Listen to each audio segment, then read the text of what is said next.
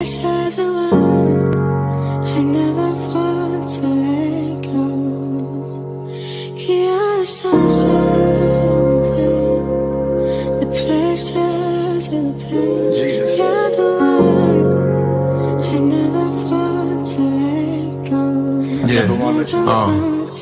I'm gonna walk on water, gotta keep my eyes on you. You the only one I want, Jesus, I rely on you. Used to walk in the dark till I seen the light in you. Bright light, big bright, Jesus, let it shine in us. If I made it be a light bulb, you the light switch. Never let you go, handshake with a tight grip. Never let you go like Jacob till he got his blessing. Never let you go like iPhones and adolescents. Yeah, that's real life, real talk. You mend souls, heal hearts.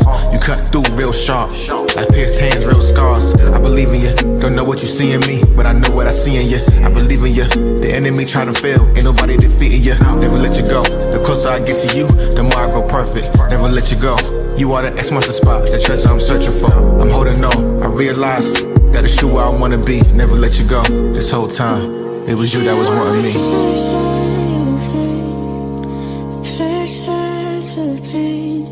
You're the one I never want to let go. You're the sunshine, the pleasure to the pain. You're the one I never want to let go.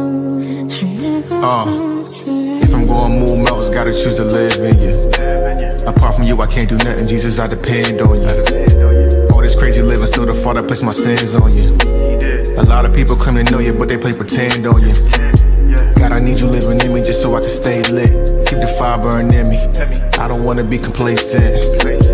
Crazy love, I'm just trying to make it make sense. Of all the things you could've made, you made amends. Yeah, it's real life, real rap. You see skin peeled back, you see flesh kill that. There's one God, no cap. I believe in him, don't know what he see in me, but I know what I see in him. I believe in him, never far away, but even still I'ma seek for him. Never let him go, like Jacob till he got his blessing. Never let you go, like iPhones and adolescents. I'm holding on, I realize that it's you where I wanna be. Never let you go, this whole time it was you that was wanting me.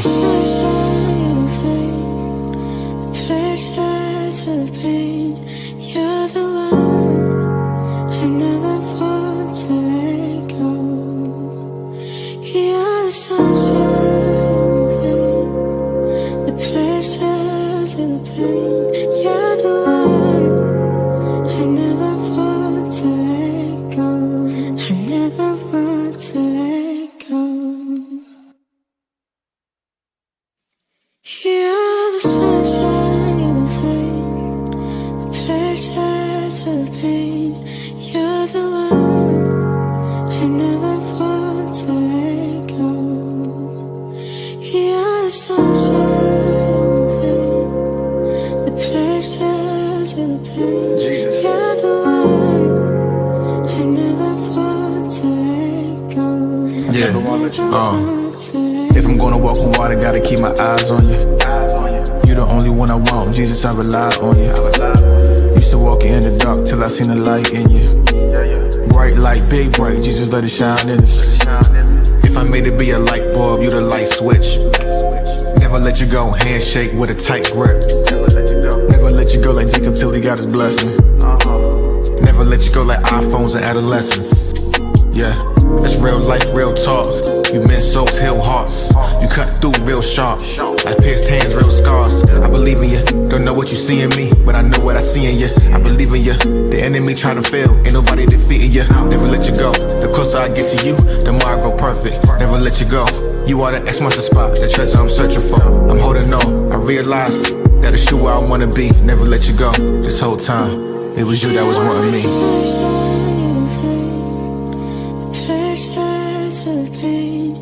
You're the one I never want to let go. You're the sunshine, the pleasure to the pain. You're the one I never want to let go. I never want to let If I'm going move mountains, gotta choose to live in you. Apart from you, I can't do nothing, Jesus, I depend.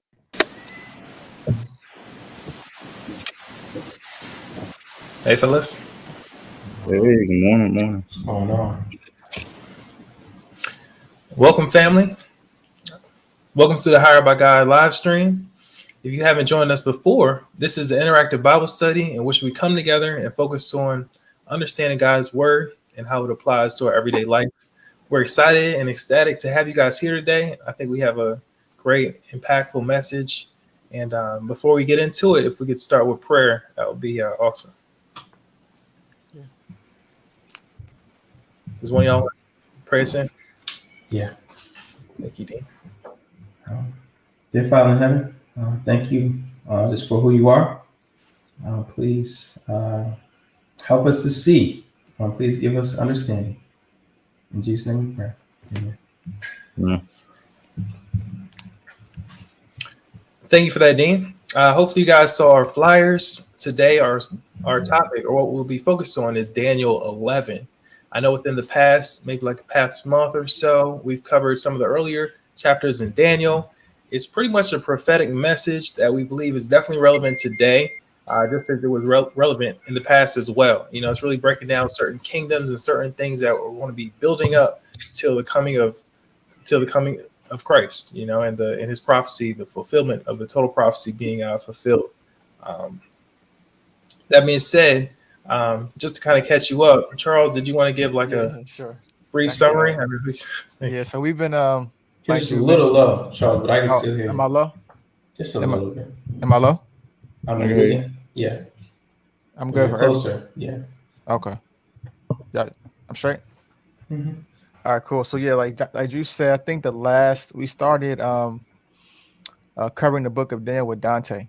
Dante introduced us to Daniel chapter 7, where we got to look at was Daniel's vision of the four beasts, and really that prophecy or that chapter expounded on an earlier vision that was given to King Nebuchadnezzar, I think in Daniel chapter 2, where he received a vision or a dream of a statue, and that statue had 5 parts to it: a head, a chest, head, arms, chest,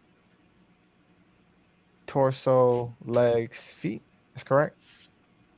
And when Daniel explained that the vision to King Nebuchadnezzar, he explained that each of those parts represented kingdoms. And at the end of the vision or the dream, a stone came and crushed all those kingdoms. And in Daniel chapter 7, Daniel himself receives a vision of 4 beasts. And these 4 beasts, as we looked at, represented 4 kingdoms. There was a beast like a lion with wings representing Babylon. There was a beast that looked like a bear that we saw that represented Medo and Persia. There was a beast that looked like a leper with, I think, 4 heads, which we found out represented Greece. And then there was a beast that looked like none of the other beasts with, I think, a bunch of horns. And I think it was a 7 heads and 10 horns, something like that. And we realized it represented Rome. And these prophecies go from the time of Daniel all the way to the second coming of Christ. In Daniel chapter 8, we looked at Daniel's vision of the ram and the goat. And basically, this vision was going in deeper into the prophecy about the bear and the leopard, right? So we talked about the ram and the goat being Medo and Persia, and how they eventually will be conquered by Greece, which we saw was fulfilled. And it was like really a more in-depth look and description of what was going to happen in that time period.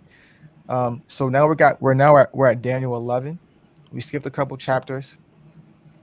And in Daniel 11, we're going to talk about these 2 kingdoms and how they relate to the overall vision and prophecy leading to the second coming of Christ. Thanks, Charles. Thanks, Charles. Yeah, thank you for that, Charles. I guess this study is going to be a little different than usual. I know we generally have a lot of different questions that we post, maybe like 3 or 4. I believe this time we're going to just kind of read through Daniel 11, and whatever we feel inspired or whatever something that stands out to us, we'll get into it. We'll discuss it and try to really understand it and what its purpose is. Yeah. All right, y'all want to do maybe like 1 through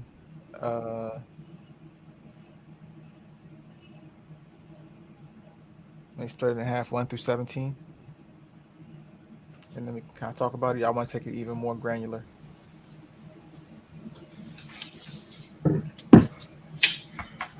It's up to you. Well, it's whatever. I mean, I just want to open up to the group, see how y'all feeling about it. Yeah, maybe smaller, Okay. smaller pieces. All right, let's do maybe Daniel verses 1 through 4. Okay, Anybody have it up? I do. I can read. Daniel 11, 1 through 4. And before we get started, too, I mean, why do y'all think this is relevant? You know what I mean, for your everyday person? Y'all have any ideas? Like, y'all, we're reading Daniel, we're reading prophecy. Like, how does this relate to my life? You know what I mean? Have you guys ever thought about that? For me personally, you know, reading prophecy, especially Daniel 11, it seems kind of overwhelming. You know, it's like a lot to really take in. It seems more like a history lesson, you know, but you know, and it's something I kind of used to avoid. So I'm glad, I think Charles and Dante, you guys really pushed upon us to like dig into prophecy and why it's important. You know, I think it just reading it just brings another level of authenticity to scripture and to the word. You know, if there's certain things that are being, you know, kind of predicted well in advance, it's like, oh, this is something that we need to pay attention to because it's telling us about the future. You know, I think even when I'm reading like the Old Testament, you know, it's so interesting how there's certain little characteristics, little certain nuggets, you know, about Jesus Christ and things of that nature, things that will occur in the future. And it's like, if that was going on back then what can we learn now in the future? So, I mean, that's just a little spill. Like I said, I just wanted to kind of make it really relevant today because, you know, yeah, because I guess some people may be wondering, like, why are y'all getting into this for? So that's my thoughts. Yeah, I agree with that, Drew. I mean, one of the things is prophecy to me is a gift from God, right? I mean, why would He give it to us if it wasn't for our edification, right? Why would He provide it to us if it wasn't to build us up? And there's a chapter I read, 2 Peter 2, 116 to 121. You know, I just read this like a couple months ago, maybe. 2 Peter 1:16, it says, "For we were not making up clever stories when we told you about the powerful coming of our Lord Jesus Christ. We saw his majestic splendor with our own eyes when he received honor and glory from the Father. The voice from the majestic glory of God said to him, 'This is my dearly beloved Son who brings me great joy.' We ourselves heard that voice from heaven when we were with him on the holy mountain. Because of that experience, we have even greater confidence in the message proclaimed by the prophets. You must pay close attention to what they wrote, for their words are like a lamp shining in a dark place until the day dawns and Christ the morning star shines in your hearts. Above all, you must realize that no prophecy in scripture ever came from the prophet's own understanding or from human initiative. No, these prophets were moved by the Holy Spirit and they spoke from God."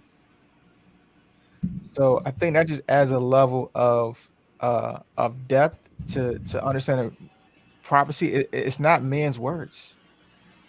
These are literally like the words of God, not coming from human reasoning or human mind. It's God himself speaking through a human vessel. You know, so God speaks. I want to listen. I want to pay attention. You know, he doesn't waste words out here. You know, it's all for a reason and a purpose, and I think it's for a good, glorious reason and purpose. And, you know, it's something that we shouldn't neglect. Yeah, thank you, Charles. I appreciate that. You know, and one more thing I did read. There's a lot of skeptics too that saw how accurate these prophecies were. You know, and in their minds, they're saying there's no way that this was written before before all these events occurred. You know what I mean? Like That's 400 years before, in that ballpark. Mhm. Some more hundreds of years before. So it's crazy. yeah, but we know it's true. So I just wanted to add that in as well. Yeah. Yeah. And to your question, Drew. Yeah, it's just kind of, just revealing again how, loving God is. Not only is he going to come and give you a spirit and do everything for you, he knows, you'll have little beliefs. So I'm like, I know you're not gonna believe, so I'm gonna tell you what's gonna happen before it happens. I'm gonna give you the game, and when it happens, don't be surprised. So and it's just like I'm just reading. It's like I know, like last night, I was just like, man. After I read it, I was like, man, I gotta do a history lesson because this is a lot. And when you get into it, you start just seeing how things are unfolding, and you can see how each chapter builds on the next chapter. And it's just, it's like, wow, you really love us to do this for us, because you could have just said, hey, yo, look at the trees. What else? What more proof do you need? I'm here, so follow me. So that was, it's just interesting. It's really helpful, and definitely helps build our faith, along with helps me understand what's to come. Yeah. Agree. Yeah, thank you for that. That's a good point. So, yeah, I'm read. I'm also want to share. Bible Hub has a timeline. There, the Old Testament timeline, and Daniel 11, according to Bible Hub, um, time period is 539 BC. Mm. Daniel 11, 539 BC. Yeah. Yeah, so I'll read it. Daniel 11, 1 through 4. I have been standing beside Michael to support and strengthen him since the first year of the reign of Darius the Mede. Now then, I will reveal the truth to you. 3 more Persian kings will reign, to be succeeded by a fourth, a far richer than the others. He will use his wealth to stir up everyone to fight against the kingdom of Greece. Then a mighty king will rise to power, who will rule with great authority and accomplish everything he sets out to do. But at the height of his power, his kingdom will be broken apart and divided into 4 parts. It will not be ruled by the king's descendants, nor will the kingdom hold the authority it once had, for his empire will be uprooted and given to others. Mm. And just some background real quick. The guy who's revealing this to, or the angel that's revealing this to Daniel, I believe it's Gabriel. And basically Daniel had been praying for weeks, for God to answer his prayer. And Daniel, and the angel had just got to Daniel. He was held up with something else, and he was able to get free. And so he's now explaining it to him. Now I was reading verses 2 through 4. And again, it's like giving more detail from the last chapter we read, right? When he explained in Daniel 8, when he explains the goat, it's like, yo, it's going to be a kingdom, Medes and Persia, and they're going to be conquered by Greece. But that's all it says, right? It doesn't say more than that. It just says Medes and Persia, and they're going to be conquered by Greece. But verses 1 through 4 right here, he's pretty much saying, okay, now in regards to the Medes and Persians, this is how many kings are going to be or are going to succeed until they're overthrown. So it's just like God is just exposing more and more detail into this overall prophecy that he's been given, that's been given in the book of Daniel, right? So if we look at history, I just want to pull up this little timeline real quick. See if I can share my screen.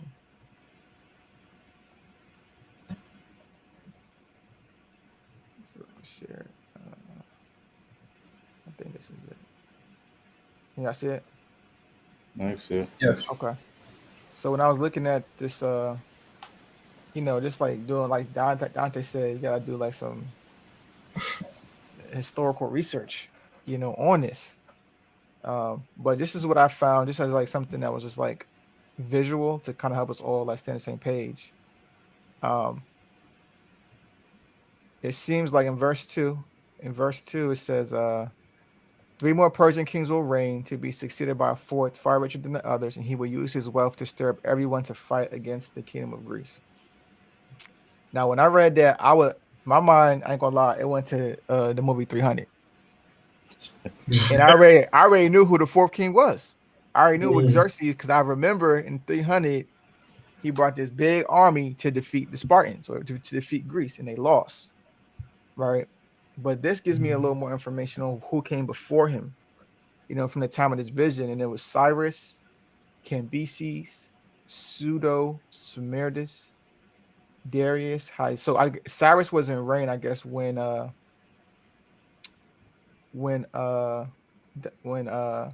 Daniel was getting his vision, and then these 4 came after him, leading up to Xerxes. So we know from that movie, launched an all-out attack on Greece and was ultimately defeated.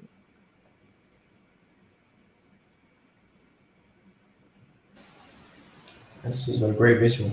Yeah, this is a great vision. Yeah, definitely. Because when you reading this, I think I just know like halfway through, I was like, man, I gotta crawl with this one. I was going verse by verse and Google by Google and YouTube and just bouncing all over the place, really digging into this, and it's just amazing how it just starts to unravel right before us. Yeah, I agree. I mean, when reading this, I think the thing that stood out the most to me was just Alexander the Great, because we all heard that name before.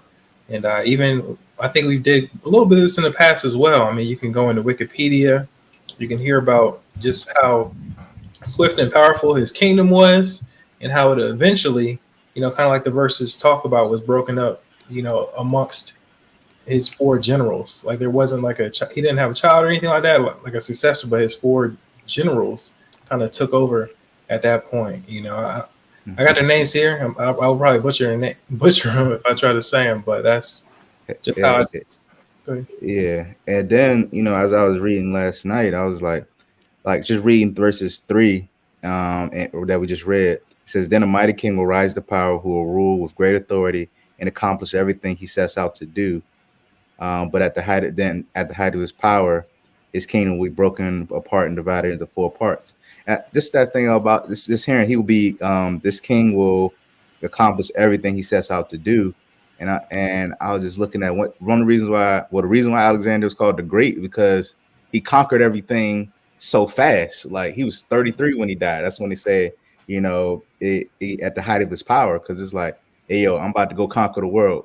And then you do it by 33, or at least a major chunk of it. So I was just like, dang, that's where you got the great from. And then it kind of just keeps falling into it. So it's just, interesting when I was just getting to that history lesson. Young Goon. Yeah, you heard. Yeah, but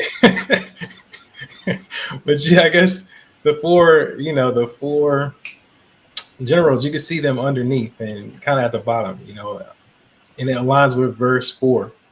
So you see the Secludius, Asia Minor, it's okay, all at the bottom. So. I thought about it. Real quick. Thought about it, but I can't say much, but I think Seleucus, Lysimachus. That's about the only one I can really give you. Lysimachus, Cassander, and Ptolemy. Ptolemy. P might be silent. I don't know. Something like that.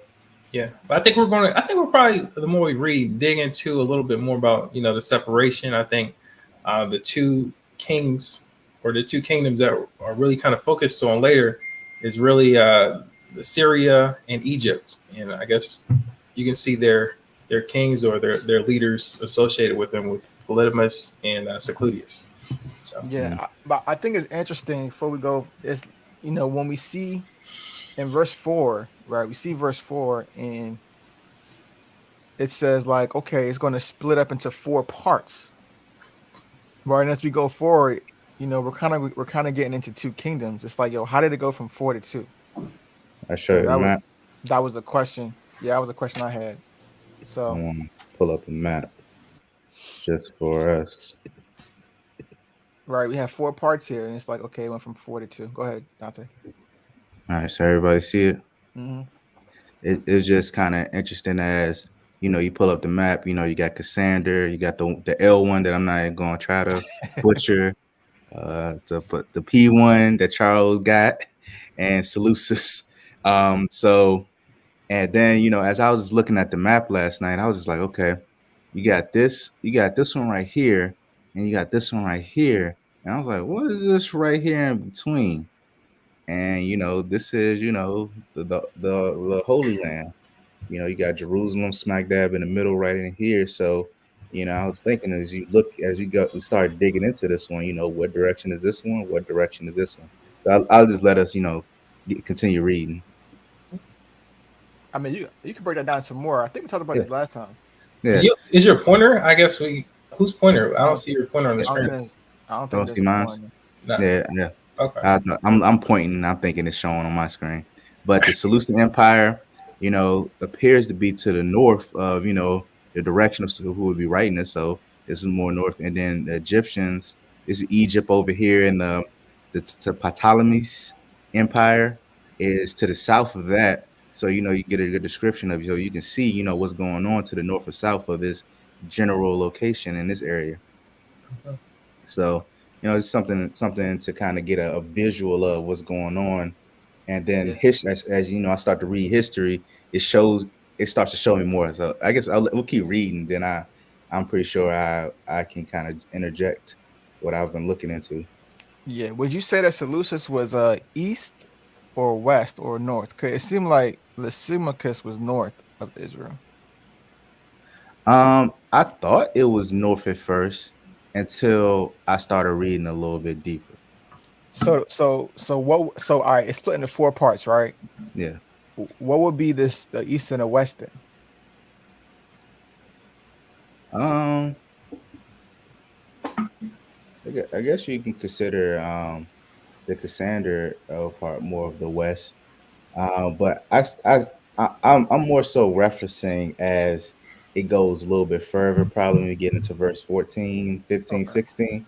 That because that's when I had some most trouble with, and I Yeah. had to really, really dig into it.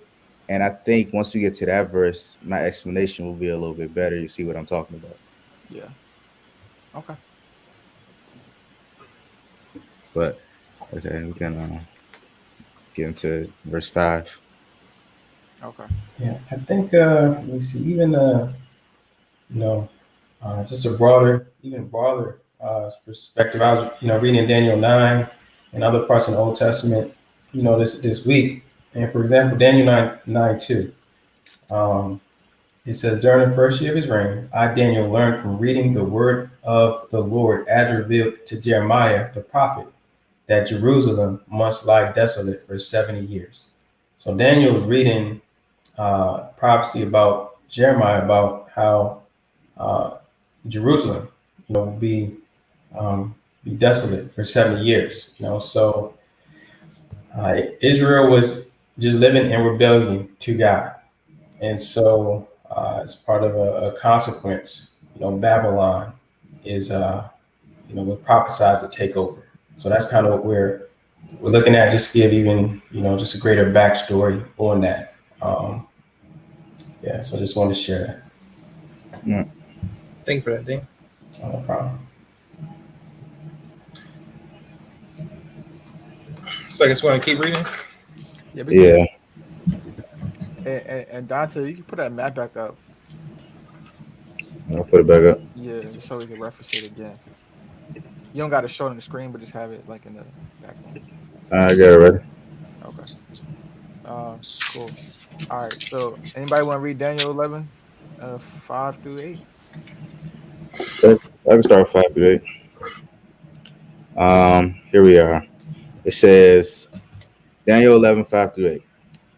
The king of the south will increase in power, but one of his own officials will become more powerful than he and will rule his kingdom with great strength.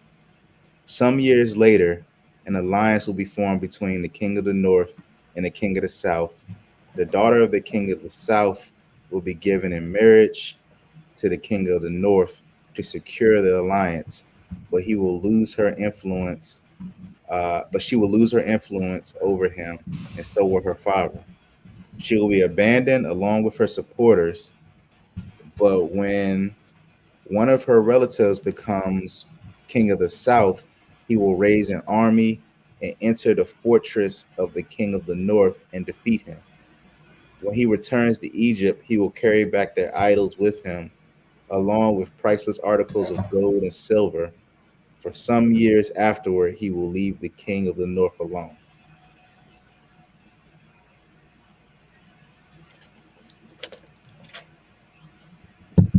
Cool.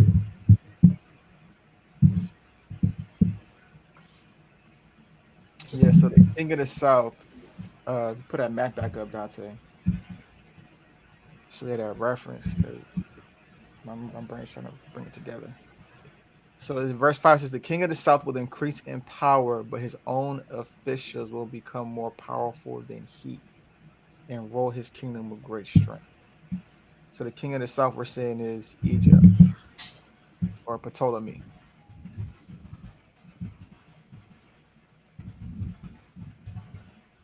So it seems like verse 5 is addressing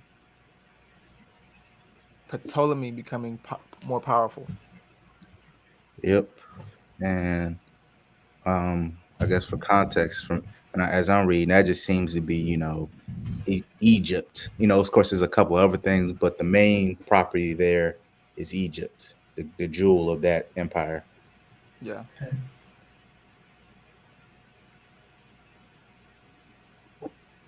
And so saying, that Topolamus, however you say it, empire is increasing in power and growing great strength. And then it says some years later, an alliance will be formed between the king of the north and the king of the south.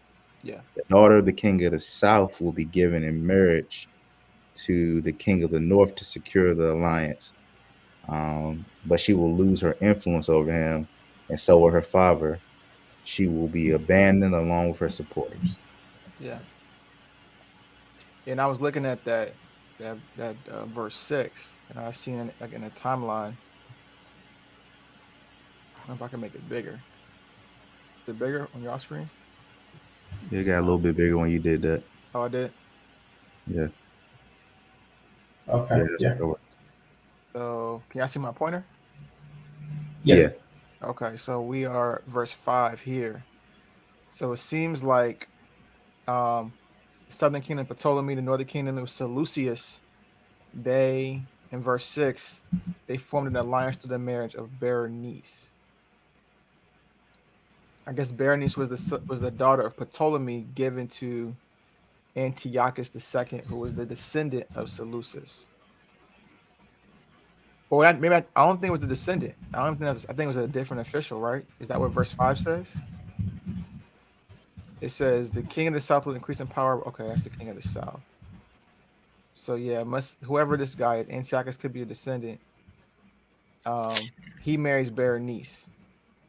When I was doing some research, it looks like it looked as if Berenice, the king divorced his wife to marry her, his previous wife, and then eventually what happened was his wife poisoned Antiochus II and also had Berenice killed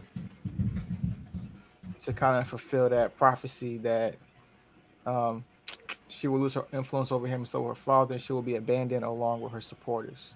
Did y'all see that, or is that just me? Yeah, I saw that as well. Yeah.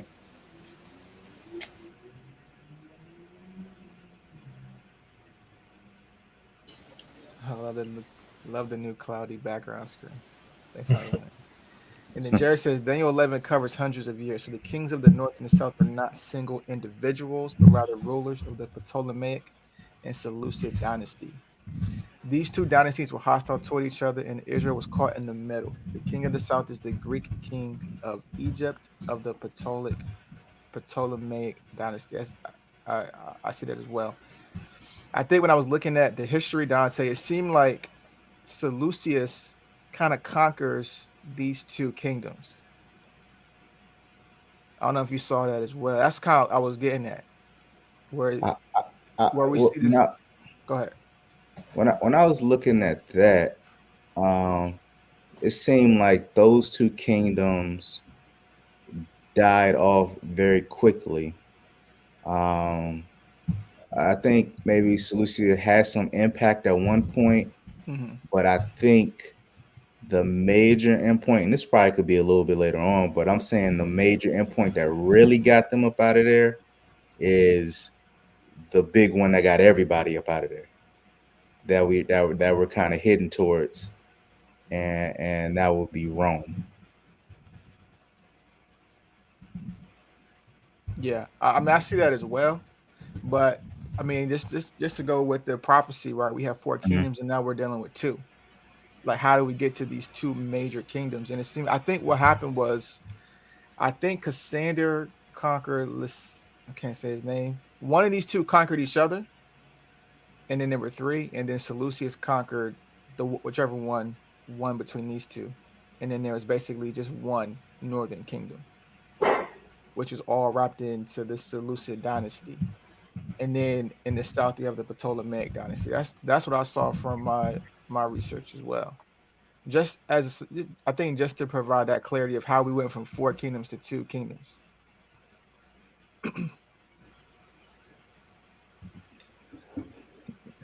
Yeah, I had to look a little bit deeper. I can't have like that big of a rebuttal on that one because I know there was a lot of infighting amongst all the empires, Mm-hmm.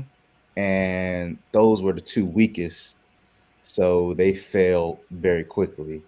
I knew But who do some they of the fall? loose. Who they fall to is the question. Yeah, that's more so my question because I knew Seleucia was trying to battle everybody to try to dominate everything, and they were having trouble at both borders, east and west. Mm-hmm.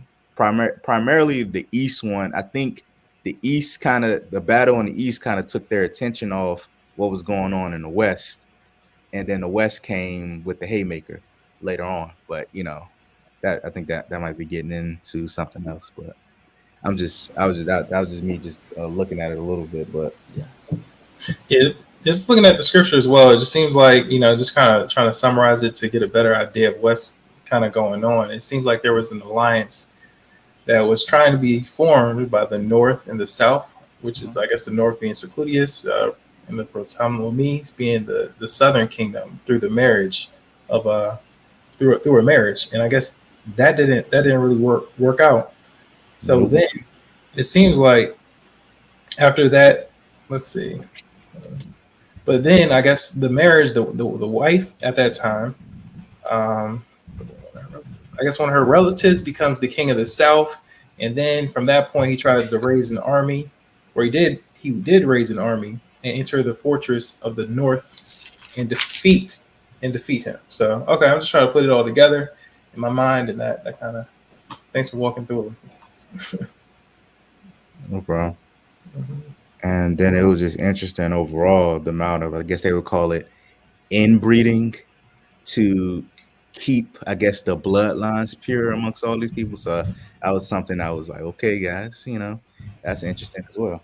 And it added to a lot of the infighting as well. That led to a lot of civil wars amongst these empires. But you can keep Yeah. going.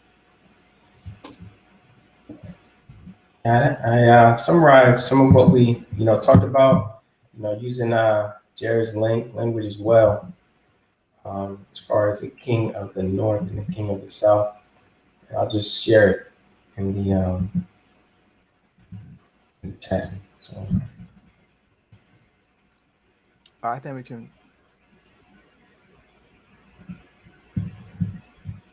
Okay, gotcha. All right. So then we got to. So we're looking at Daniel 11:6, and there's this alliance, and then Daniel 11:7 it says, when one of her relatives becomes king of the south, he will raise an army and enter the fortress of the king of the north and defeat him. And when he returns to Egypt, he will carry back their idols with him, along with their priceless articles of gold and silver. For some years afterward, he will leave the king of the north alone.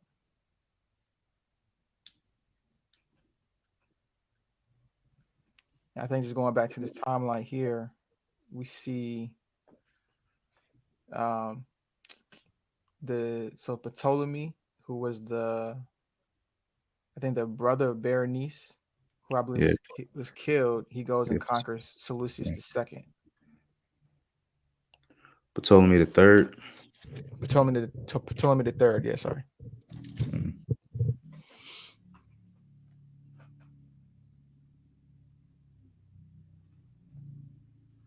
Okay. Okay. Y'all want to keep reading? Yeah, we could do 10 through 14 or 9. 9 through 14. Okay. I can do it. Later, the king of the north will invade the realm of the king of the south, but will soon return to his own lands.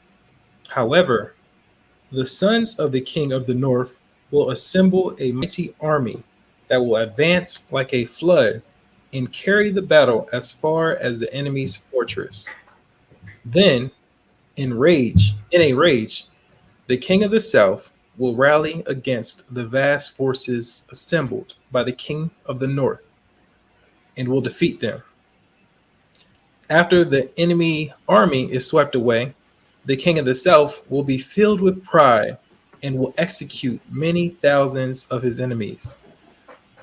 But his success will be short lived. A few years later, the king of the north will return with a fully equipped army far greater than before. At that time, there will be a general uprising against the king of the south. Violent men among your own people will join them in fulfillment of this vision, but they will not succeed. I think one of the things we see here is the introduction of Israel into this conflict. Mhm. Right. So we have this conflict between, like, kind of like what Jared pointed out. We have this conflict between king of the north and king of the south. I think we read what 14. It says the angels telling Daniel, like, look, people, violent men among the Israelites or the Jews, they're going to be a part of this conflict. They will join him in fulfillment of this vision, but they will not succeed.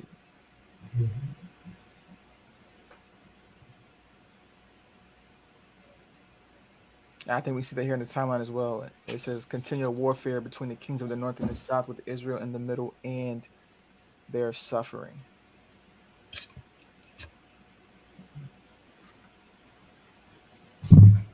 Yeah.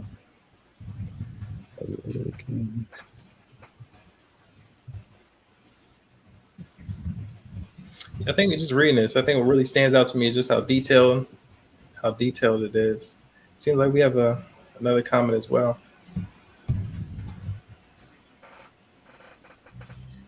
Jared puts a comment. He says, keep in mind as we process these scriptures that the recipient and the scribes who recorded the prophecies are giving highlights and partial information to help us identify the characters. So the information is not always chronological or exact. Additionally, the characters are not necessarily individuals, but they are roles and positions.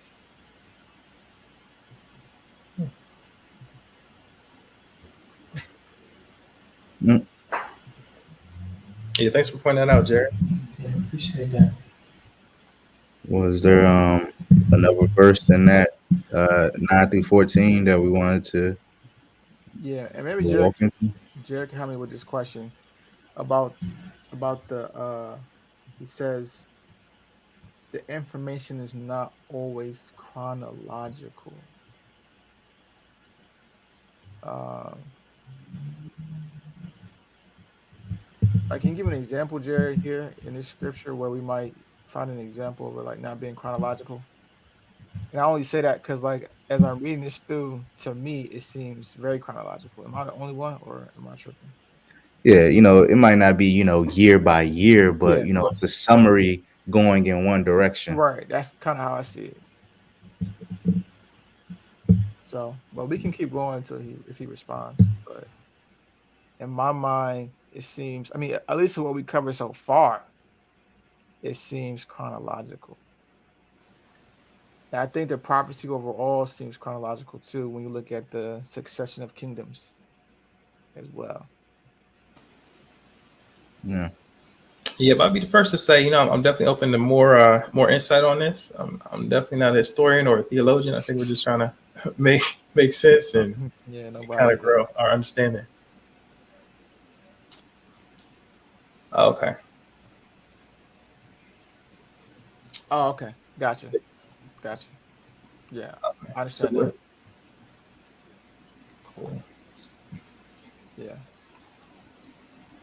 So, yeah, I think I said the last thing I said was that we see Israel's introduction at least here in 10 through 14.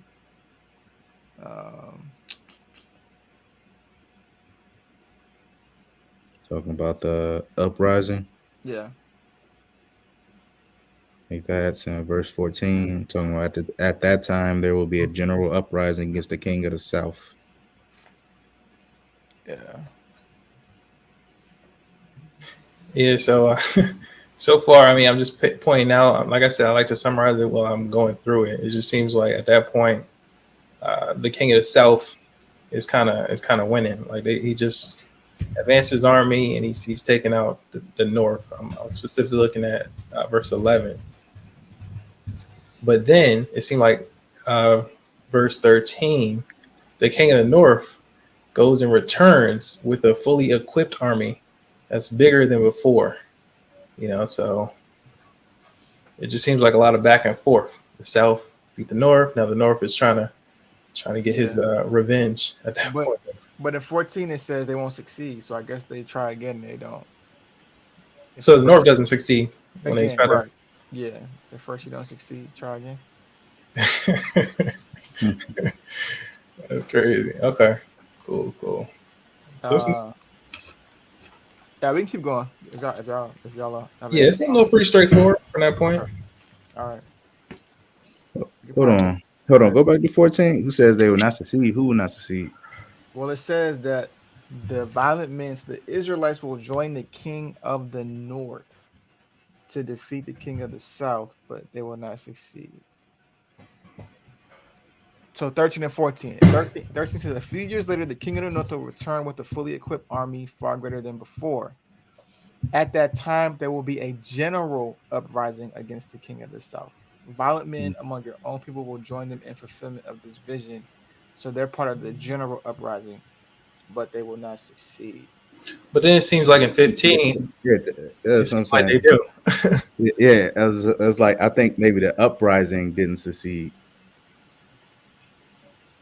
because the king of the north is coming with his newly equipped army, and then the king of the south is having this uprising while that's happening, or sometime during that period, and but the uprising didn't seem like it went anywhere. Got you. So it's just the Israelites general uprising that won't succeed here. Yeah. And not the kingdom north. Got you. All right. So y'all want to do 15 through 20? That's fine. Yeah. I can go ahead. Then the king. Okay, just for anybody that's following along, we're reading Daniel 11, 15 through 20 at this point. So then the king of the north will come and lay siege to a fortified city and capture it. The best troops of the south will not be able to stand in the face of the onslaught. The king of the north will march onward unopposed. None will be able to stop him. He will pause in the glorious land of Israel, intent on destroying it. He will make plans to come with the might of his entire kingdom, and he will form an alliance with the king of the south. He will give him a daughter in marriage in order to overthrow the kingdom from within, but his plan will fail. After this, he will turn his attention to the coastland and conquer many cities. But a commander from another land will put an end to his insolence and cause him to retreat in shame. He will take refuge in his own fortress, but will stumble and fall and be seen no more. I'll end it at 20. His successor will spend out a tax collector. I'm sorry, his successor will send out a tax collector to maintain the royal splendor. But after a very brief reign, he will die, though not from anger or in battle. Let's see. 15 through 20.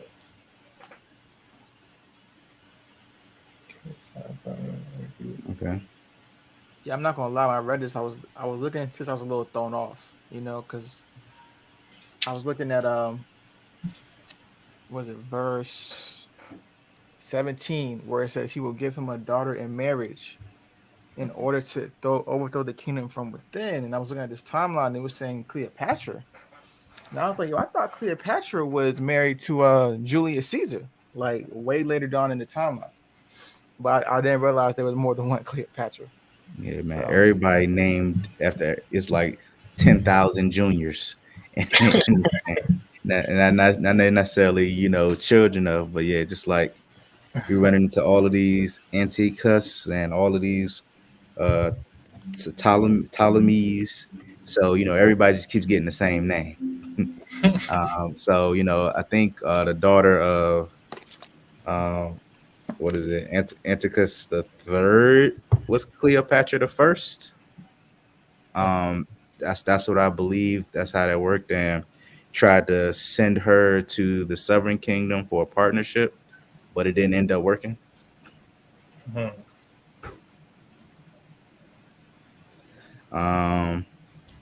So I think that's what I got from verses 16 and 17. Did anybody have anything deeper there?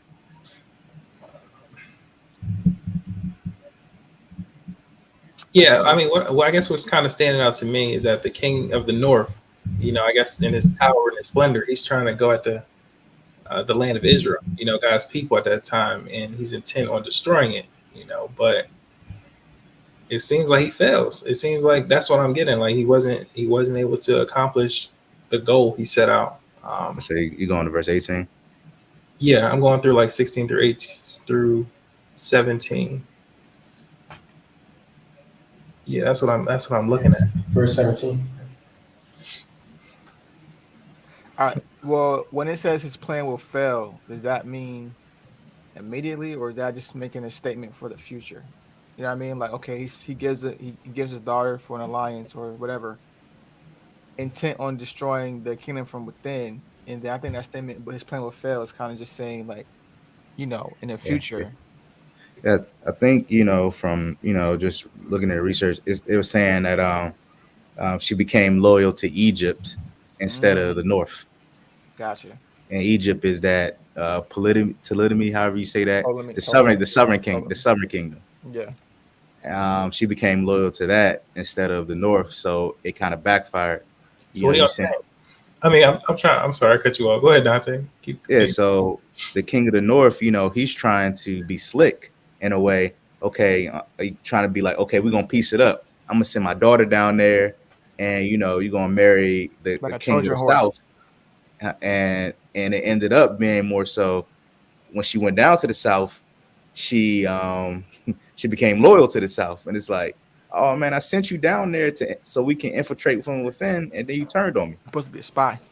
Yeah, you're supposed to be a spy, and then you turned on my enemy, trying to take me out.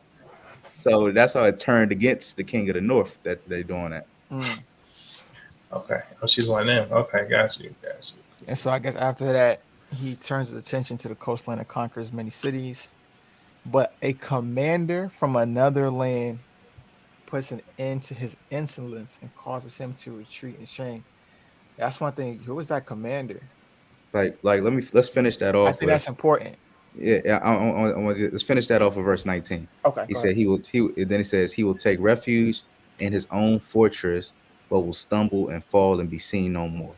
So this is where, you know, when I was talking about earlier of, you know, you're asking like, okay, is this the king? Which one is the north, which is south, which is west? I'm thinking as I'm reading this, there's something growing while everybody's fighting. Yeah. So, you know, we have those two weaker empires that were no that were to the west of this, to the north of the south, and they fell. And then there was a new empire raising, and Rome. You know, we can see is Rome based off of, you know, the other prophecies in Daniel that we read previously. So now Rome is getting busy. So Rome is already formed an alliance with the Southern Kingdom because Rome is becoming is a rising power, and then uh, but Seleucid has a lot of infighting going on. And with that infighting, because people are all trying to claim the throne, you have people to the east of Seleucus coming in and claiming that land. Because remember, this is a vast empire. It's stretching from Europe to almost to basically India.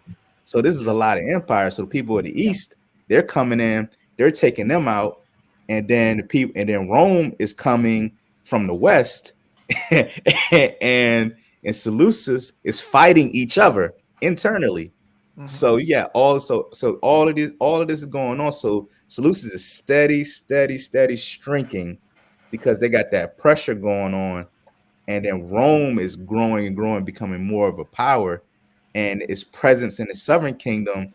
And I think this is where we get into, you know, where that, but a commander from another land will put an end to this because Rome is like, nah, that's mine.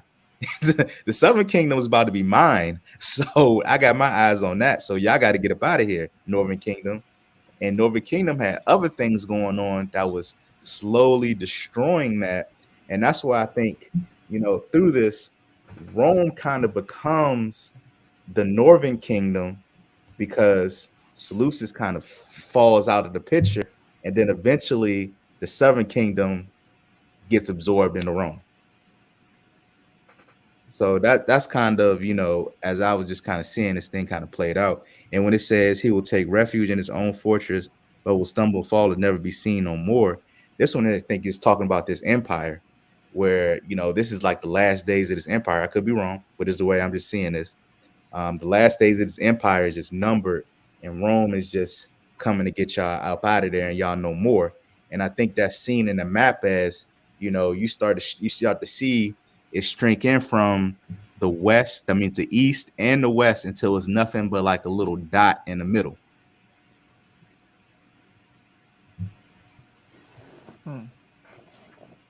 That was thorough, Dante. Thanks for that. Yeah, that was thorough, man. You was sound like you was sitting in the front of the class in history class. I was just looking at this, and then eventually, you know, Rome had, you know, political power, or Rome had some type of power in the Southern Kingdom, and then eventually Rome just completely overtook the Southern Kingdom, and it's like, no, you just mine, and then that's when, you know, Rome just owned everything. So you're saying Rome is being mentioned in verse 18? That's what I believe, based off of history.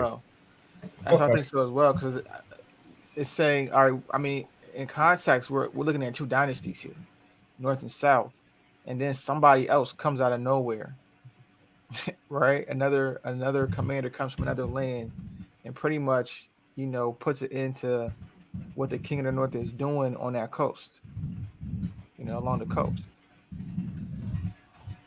You know, when we look at history, even look at this timeline that I had put up, you know, saying here, it says Antiochus will war on the Western Kingdom, but will be turned back by the rise of the Roman Empire.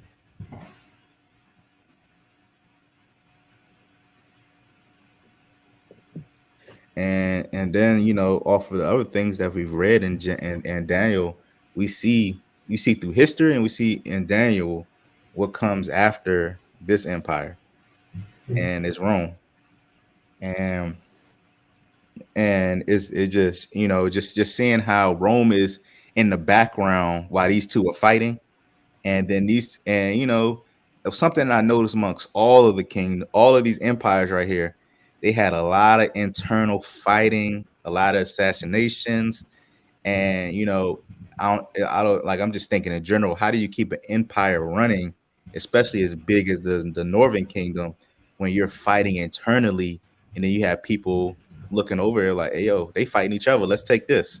And then they start taking more and more and more, and then you look up and you like, dang, all I got is a little bit of land left.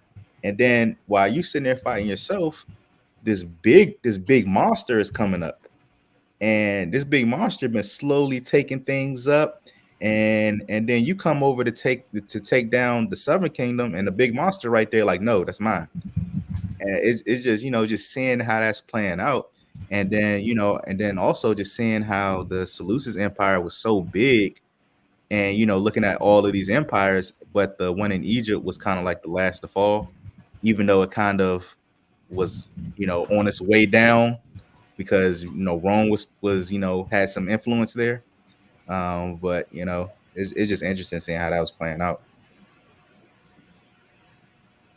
And because the reason I was looking so deep into this is because I see a lot of things. I've seen, like, as we continue reading, we have a lot of, it seems like there's debate between, okay, is this more of the Antiochus family line as we continue to read, or is this Rome starting to get interjected?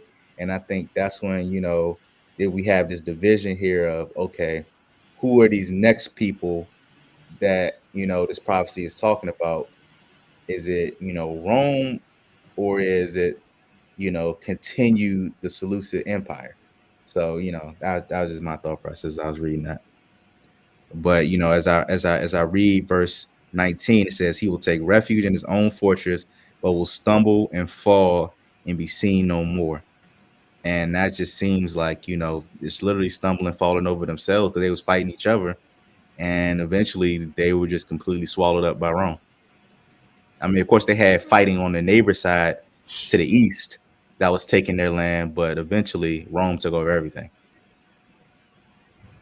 Yeah, I think that's consistent, Dante, with what I saw as well.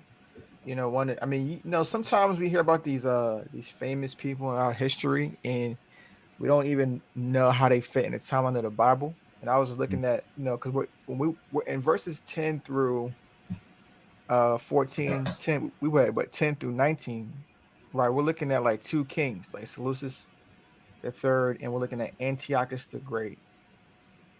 Mm-hmm.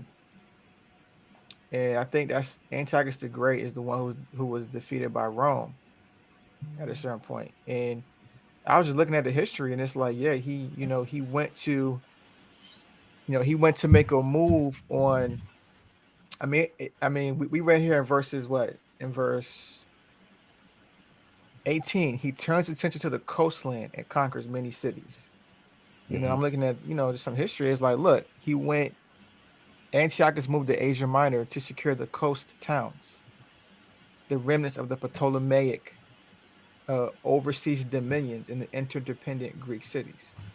So, like, even a historical record is saying he went to make a move on these coastal cities, and essentially, these these parts of the Ptolemaic dynasty, whatever, they had appealed to Rome, and Rome was kind of like a defender of them, and essentially, Antiochus made a move on those cities, and Rome defended the cities. And what's interesting is that it says, in this it says, like, Hannibal. We hear about that mighty warrior Hannibal, general. He's a part of this, and he urged Antiochus to go after these coastal cities, which eventually led to them being conquered by Rome.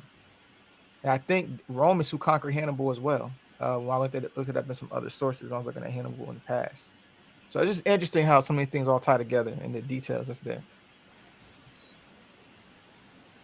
Yeah, and just to kind of piggyback off that one, is just just digging deeper. It was just like the Seleucid Empire, when it was on its last fumes, it was looking crazy. I guess to today's terms, it was looking crazy out in the streets, because it had all this chaos going on. And so the Roman general Pompey, I think, is during that era where Rome is expanding. It just it eventually just said, okay, enough of this. Now you're going to be a Roman province. So now it's like, now you're not even a kingdom no more. You don't have land no more. Now you're Rome. You're officially Rome now, because it's getting too crazy and too much going on. So now you're us now. And Rome absorbed that part of Rome absorbed Seleucid. So now, Rome is a Northern Empire now to a certain degree. Okay. I'm just reading and trying to put everything together, right? So it seems like from the king of the north, I guess he had intentions of, taking over Israel, right? And he attempted to do this by a partnership with the south, with his daughter, with a marriage. But I guess that didn't really work out. So he's like, all right, well, let me forget about Israel and let me focus on another, the coastline. But then I guess Rome comes in and just kind of takes over it. Rome defending the Southern Kingdom. Okay. Rome defends the Southern Kingdom. Because they have an alliance built at that time. Where do you see that at? That particular thing is not. If you're looking at verse 18, it says, after this, he will turn his attention to the coastland and conquer many cities. But a commander from another land will put an end to his insolence and cause him to retreat in shame. So, that's more so in history, as far as when the Northern King comes down, it's Rome that sends them back. Yeah. And essentially, I mean, when you look at it in history, it's like the Northern King goes after the Southern Kingdom, he conquers it, then he goes after, it seems like, these coastal cities, which are also part of the Southern Kingdom. They're not part of the Northern Kingdom because he wanted to conquer them. So they're part of the Southern Kingdom, and Rome defends these remnants of the Ptolemaic dynasty. Okay. Right? And beats them back, and they turn them backwards. Hey, Dante, to your point, I don't think the Seleucid Empire ends here, because I think there's more that we see in the chapters later that suggest that they still continue. But I think, to your point, I agree that at some point Rome essentially becomes that Northern Kingdom because they absorb that Seleucid dynasty. And then and then eventually, just his history. I don't think it's in this particular book. I mean, this particular chapter, but eventually, Rome just takes over all 40s. But what's here? So we send it on 19. So now I guess I want to do 20 through 25. There we go. 20 through. That works. Oh, it's a 20 through 26. So 20 to 26? Yeah. Actually, yep, I can read. Daniel 11, 20 through 26. His successor will send out a tax collector to maintain the royal splendor, but after a very brief reign, he will die, though not from anger or in battle. The next to come to power will be a despicable man who is not in line for royal succession. He will slip in when least expected and take over the kingdom by flattery and intrigue. Before him, great armies will be swept away, including a covenant prince. With deceitful promises, he will make various alliances. He will become strong despite having only a handful of followers. Without warning, he will enter the richest areas of the land. Then he will distribute among his followers the plunder and wealth of the rich, something his predecessors had never done. He will plot the overthrow of strongholds, but this will last for only a short while. Then he will stir up his courage and raise a great army against the king of the south. The king of the south will go to battle with a mighty army, but to no avail, for there will be plots against him. His own household will cause his downfall. His army will be swept away, and many will be killed.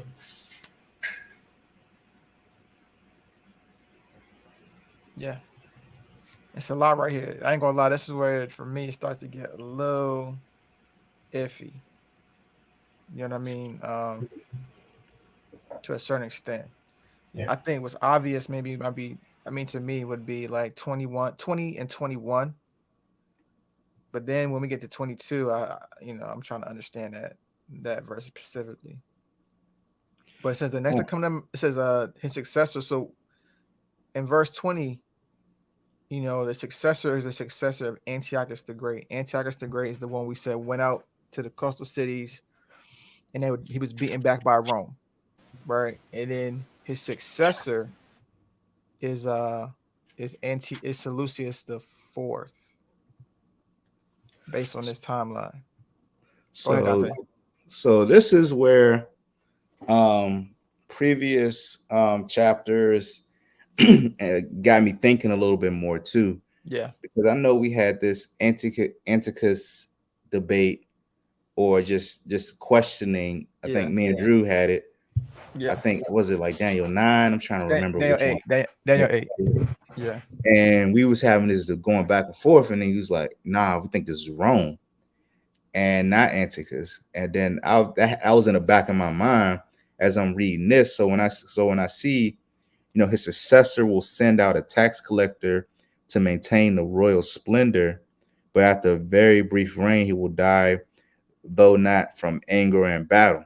So this is where, I see the lineage from the Antiochus that matches this, but also that's when I take in verse 19. It says he will take refuge in his own fortress, but will stumble and fall and be seen no more. So that's when I'm like, okay, is this the part where we saying that the Seleucus Empire, out of here, now Rome is coming and take it over, and now we're on Rome? Or is this the part where we're continuing to follow that same lineage that we have been doing? Yeah. Because like just following the charts of the other sections in Daniel, at some point Rome comes along and everything kind of follows into the end times. Yeah, I think for me, right, when I looked at this, and this is where I'm at right now, it seemed like 21 was the end of the Seleucid Empire when we're following that royal succession,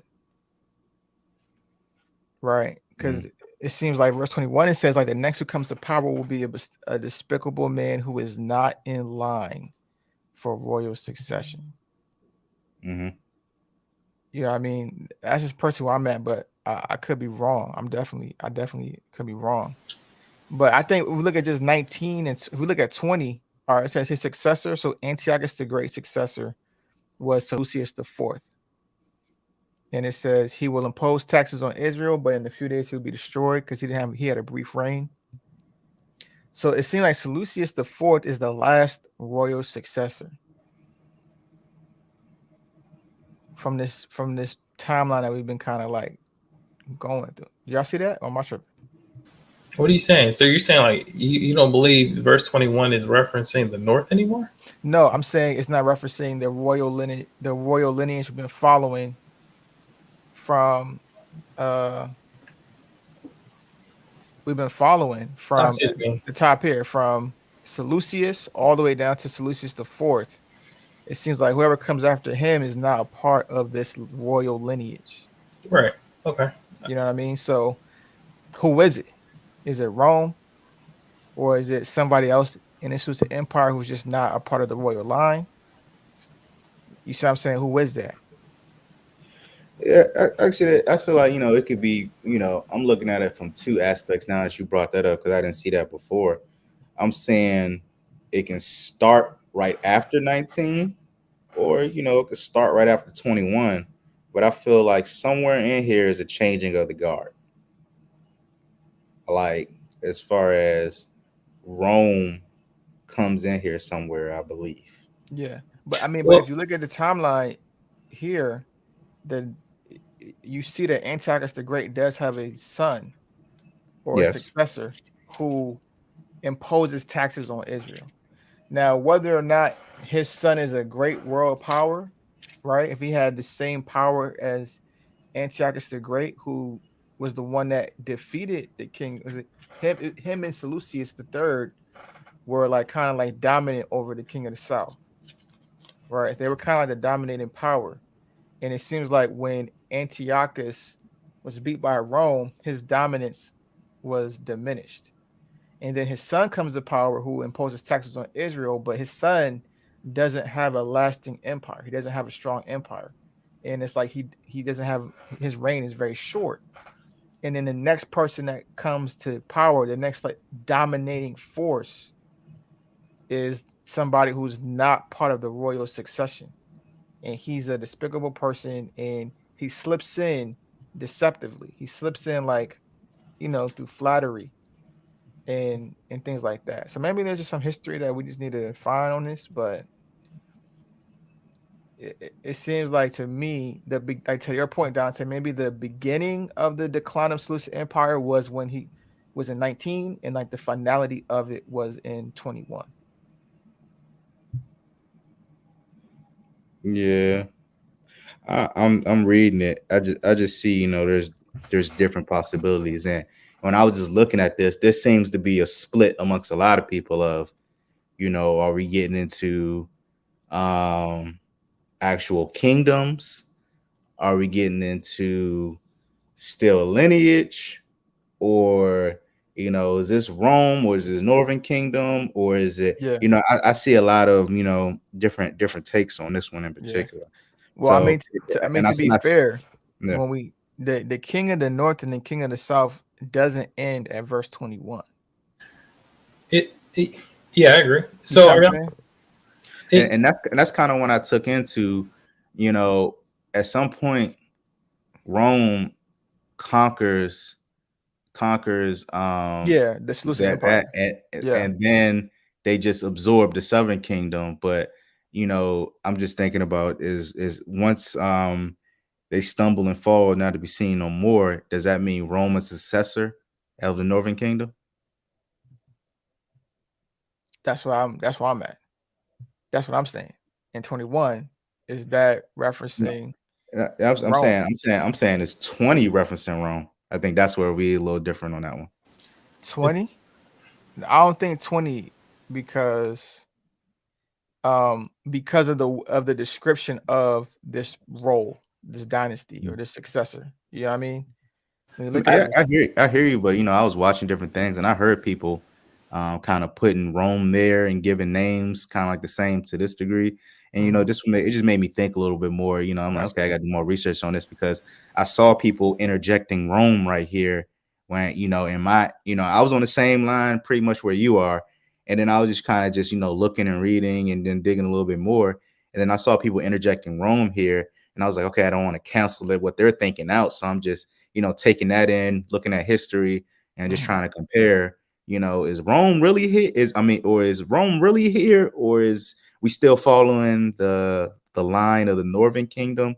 That's kind of where yeah, I was just like, but I think 21 shows that we have to follow the line of the royal line, because 21 inserts that, okay, here's the end of the royal line. If the royal line ended in verse 20, then you could say, okay, that's Rome potentially. But the royal line didn't end until 21. Is 21 saying that the royal line is ending though? Yeah. How you not know? How you know they're just not talking about the next person in power, the next king? That's kind of how I'm looking at it. It seems like it's another king from the north. Another king from the north. That's how do you interpret this statement? The next to come to power will be a despicable man who is not in line for royal succession. I mean, that can mean he just may not be like the child or something like that. He could just be another guy from the north. Well, you know, right? But that's what I'm saying. I was looking at some of my notes. It says Antiochus the Fourth was he was this despicable because he had usurped the kingship for his deed as king. He was not in line for royal succession, but usurped his throne from his brother's son. Right. So but that's part of verse 21. So right, it could still be a king. but when we say royal line, I'm not talking about, like, if we want to say, all right, the empire, the dynasty. I'm not saying that it's outside the dynasty. What I'm saying is that it's not the direct son of the previous king. Yeah, he wasn't direct son of the previous Exactly. king. So what I'm saying is the point in time where the direct son being, or the point in time where the ruler of the dynasty is not a direct son or a direct descendant, starts at 21, not 20. So at 20, you have to assume that that ruler is a direct descendant of the previous ruler. Do y'all see what I'm saying? But I don't think that doesn't mean 21 can't still be in the Oh, same kingdom. I'm not talking about 21. I'm just saying, because Dante, you said we disagreed on the 20. You were saying, is Rome in the 20? I'm like, I don't think so, because Okay. I don't think so, because in 20 we're still assuming that ruler was a direct descendant. Because I'm talking about, I'm just taking the aspect, not saying that I'm right or wrong on this one, but saying in verse 19 where it says, well, after they lose, he says he will take refuge in his own fortress, but will stumble and fall and be seen no more. But I'm saying that could be the king and the kingdom. Right, but if that was the kingdom, then how would he have a successor of the royal line? Let's see here. You see what I'm This saying? is explained out. If the kingdom is done away with, then why would we be talking about a successor of the royal line in the verse after? You see what I'm saying? That's what I'm saying. He could have been that son, the younger son. That's what I'm saying. The son. He had to be the son of Antiochus if he's a son of the royal line. Yeah, this is probably something more of me just, listening to other people and researching and kind of just presenting that, because, I haven't dug that deep into their logic, but they were just, they just taking this one and running with it as far as Rome, and then going to different scriptures as well. And I was like, I don't know if that's Rome, so this is not my, okay, I feel this and believe it. I'm just throwing it out there. I heard you. It's good. Yeah. It's good. I mean, I went to Wikipedia. I'm still trying to gather my thoughts, but it seems like, let's see, 5 years. It's talking about Antiochus, because I guess even if we look at the graph that you have, it's saying that he was the younger son of King Seleucus and his wife. So it's saying he was a younger son. So maybe that may mean why he may not be the one that was in line for the real succession. Correct. Yeah, that's a possibility for 21. Possibility, yeah. But I think when we're looking at this, right? I hear you, Dante. It could be, we see succession and we see these things. It could be a person, or it could just be the dynasty as a whole. But to me, it seems like, especially with verse 21 and verse 20 and verse 21, it's talking about a man, a specific person here. You know what I mean? And it even says the word man in there. So yeah, that's why I'm inclined to not think I'm inclined to think it's not talking about the dynasty as a whole directly. Maybe like you can infer, but like directly, I'm inclined to think that we're still talking about the succession of kings within the Seleucid dynasty leading to their end. Because at the end, it says that we didn't get that far, so I'm not gonna go there. Yeah, I feel you, but I didn't really even just to be honest. The only thing that really brought me to think deeper on this was our previous Bible study, where we jumped into that Antiochus train, and then we was like, I don't know, it could be it's Rome, and then now I'm kind of partnering that with earlier things. I can't remember the exact scripture now. It was I'm gonna bring it up. It was 24, 8:23, 24. So I'll read 8:22, Daniel 8:22 to 8:25. So it says, y'all there? Daniel 8:22 to 8:25. It says, the four prominent horns that replace the large horns show that the Greek Empire will break into four kingdoms, but none as great as the first. At the end of their rule, when their sin is at its height, a fierce king, a master of intrigue, will rise to power. He will become very strong, but not by his own power. He will cause a shocking amount of destruction and succeed in everything he does. He will destroy powerful leaders and devastate the holy people. He will be a master of deception and he will become arrogant. He will destroy many without warning. He will take on the prince of princes in battle, but he will be broken, though not by human power. Right. So I think you're saying, okay, because we see the description here about in Daniel 11, where are we at? Daniel 11, 21, 22. Yeah, around that area now. Probably like 19 through 21. That I mean, does this directly match up with Daniel 8, 24 and 25? I don't know.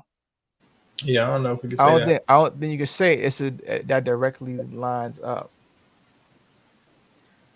Jared says, consider the various translations of 11:20 to come to a clear understanding of what's happening. Let me see if I can grab that. I don't know if I can grab the text.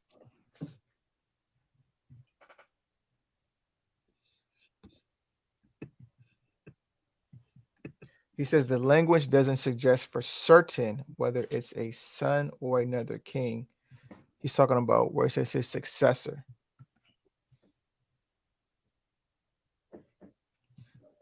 Yeah, I agree. It doesn't. I think, Jared, where my mind is going was because verse 21 makes that distinction that the next king is not in line for royal succession, then the successor would have had to have been in line for royal succession. That's just where I'm thinking. I could be wrong, but that's just where my mind is going as I look at this. But let me see. 11:20. I can't really see if I can. I can't really. Let me see if I can pull it up over here. And the only thing that I could say to that one, but we'll read a little bit further, is it seems like this northern and southern kingdom are very close to the end of their rule here in the 20s, the 19s to 20s.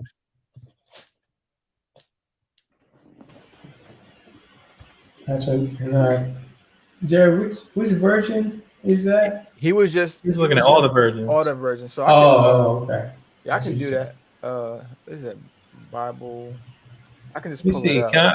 Maybe I can share my screen. Yeah, BibleGateway.com. You got it, Drew? Yeah. Let me see. Share screen, right? Yeah. Just share the tab. You can just share the tab. It's cool. Okay. There you go. You guys see it? Yeah. Can you do you on a Mac? No. Oh, okay. Can you zoom in though? Zoom in or zoom out? Zoom in so we can see the text. Is this better? I make it yeah, a little bit better. a lot. Okay. So let's look at there shall arise in his place one who shall send an exactor of tribute for the glory of the kingdom, but within a few days he shall be broken neither in anger nor battle. In his place one shall arise who will send out a tax collector. Okay. I kind of see what Jared's saying here. And what you're saying as well, Dante. I kind of see what y'all are saying. So you're saying maybe it's possible that in 19 it is the fall of the Seleucid. I mean, it could be the fall of the Seleucid kingdom, and then 20 could be the start of like another empire, and the successor of that first conqueror is just not a royal successor. Yeah, I mean that's all I'm saying. It's like it's possible that it could be something. Not saying I'm right or wrong with that one. Yeah, I see that. And we can kind of look at the other scripture to see, okay, if that makes sense or not. And also history too. I think that's a big thing in this one of really digging deep into, history to kind of look for, what was really happening with these empires and kingdoms.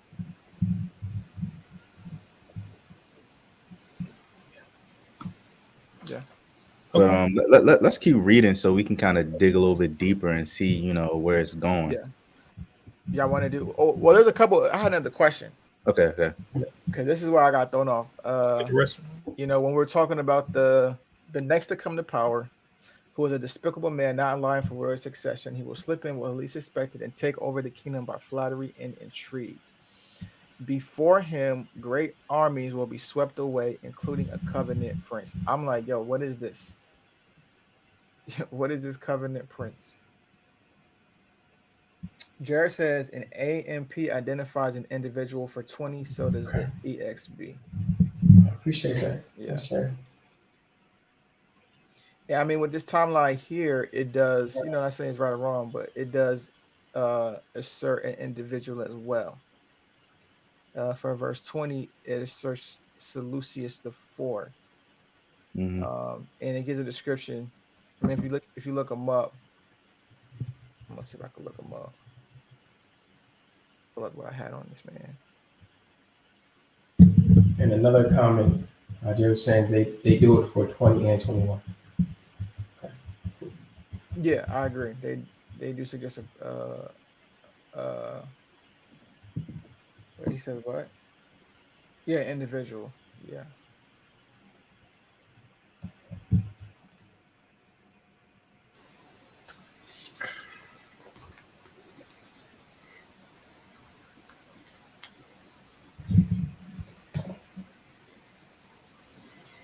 What does covenant prince mean?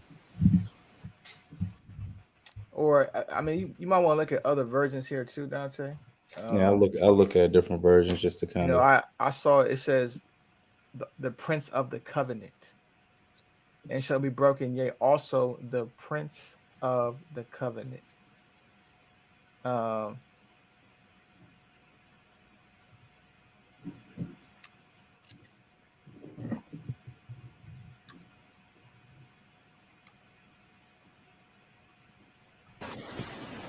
Yeah.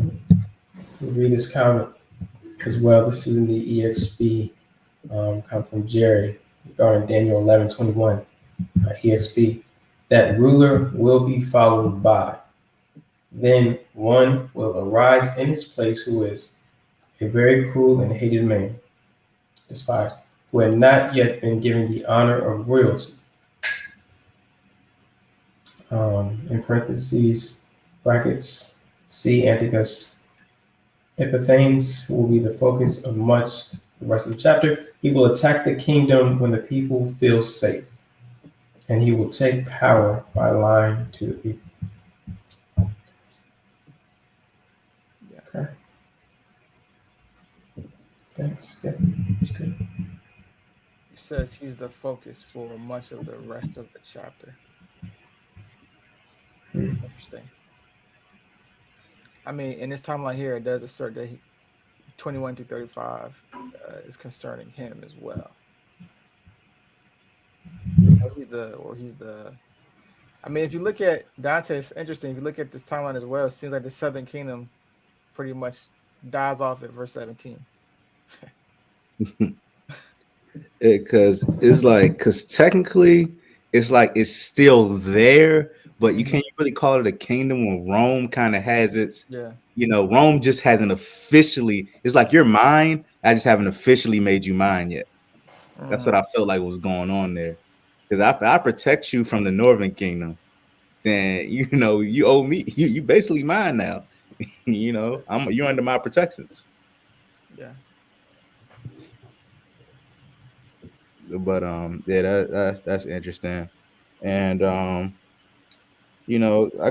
have like different, as I'm looking at different history, like I have different footnotes for who the covenant prince could be, but I haven't really even dived into it, so I don't want to just throw that out there without looking deeper into that.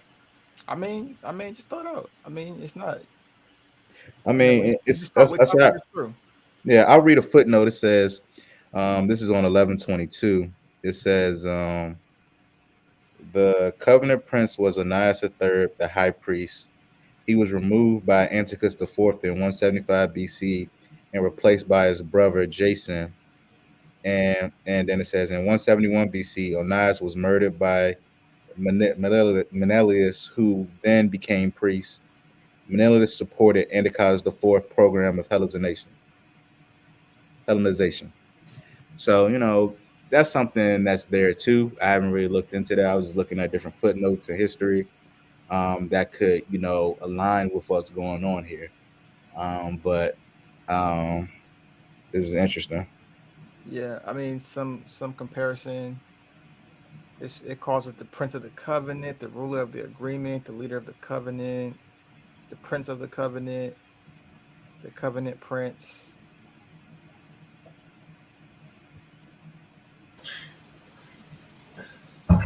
Yeah, one thing that comes to mind, like when we read this stuff, is like, were they aware of what's going on? You would think somebody, would probably be trying to look into this, looking at all these things coming to pass and like reflect and be like, yo, is this about to Drew, happen? Yeah. Drew. No, that's a good question. Now that I think I answered my own question because God did want Daniel to protect these, but they had Daniel when these things were. They had Daniel a little bit later on when these things started happening. So, I believe. What do you mean by that? He's talking about the book of Daniel. They had this before, some of these later events occurred. I don't know. I mean, it was definitely a different time period. I don't know how readily accessible, scripture was, Mm. to the nation of Israel. I don't know. It seemed like even in Jesus' time, the Pharisees, they had a understanding of scripture, and then everyone else was considered like unlearned. Like even when Christ spoke, and he taught the people, they were like, "How does this man who never studied, it was never, he's not a Pharisee. How does he know so much about scripture?"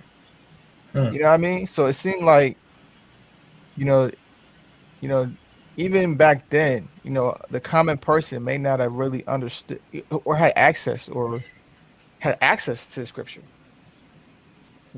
much less than, understand it. Okay. Yeah, I hear what you're saying.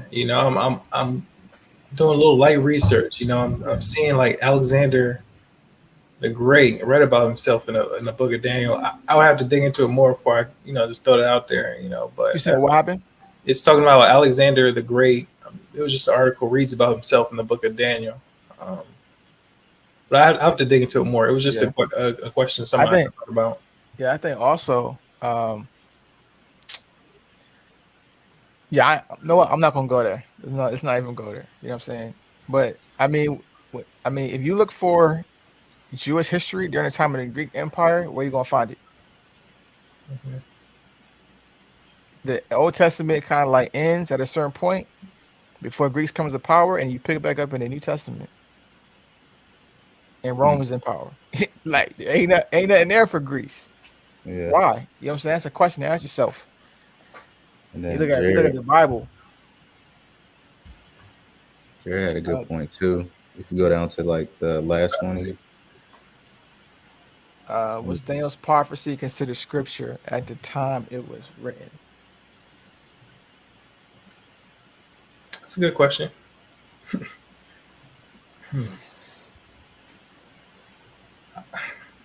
I don't know. He also put the rule will be followed. A very quote. I think we already read this, right? Yeah. He will sweep away and defeat large and powerful armies, and even a prince who made an agreement or a treaty. Hmm. Okay. So that's interesting because when I read this right here, right, it says he will sweep away a prince who made an agreement or a treaty. And then in verse 21, it says he will attack the kingdom without warning when the people feel safe. What would make you feel safe?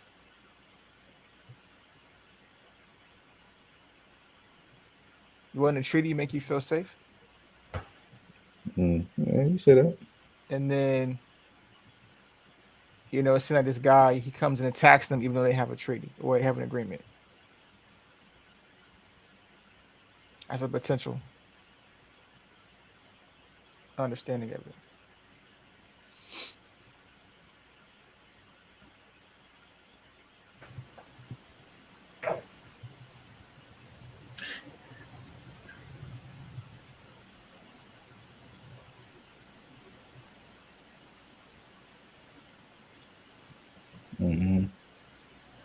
So we have you said it's coming from Jared. So Daniel 11:22, WYC. And the arms of the fighter shall be overcome of his face, and all shall be all broken. Furthermore, and the Duke of the bond of peace, and the armies of the fighters shall be overcome before him. And furthermore, even the prince of the covenant shall be broken. And this is from Jared WYC. And the arms of the fighters shall be overcome. Is it the same thing? Or is it the same thing? Same thing. Yeah. Okay. It's the same thing.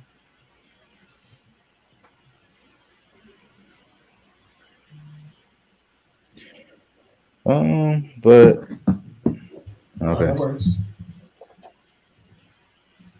So what is the covenant again?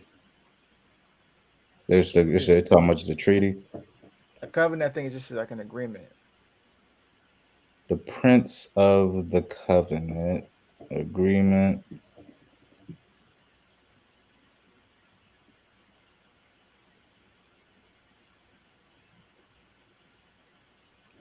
And I'm just trying to think of why, just in these footnotes, why they consider, Covenant Prince was, Ananias the third because he was a high priest, and he kind of fit that one.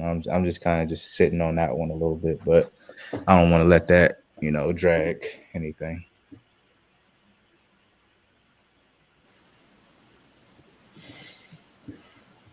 Yeah, I guess what's that? So what verse were you on? I'm trying to see if you know. Ended at 26. Yeah, I had a question about that. Talking about his own household will cause his downfall. His army will be swept away, and many will be killed.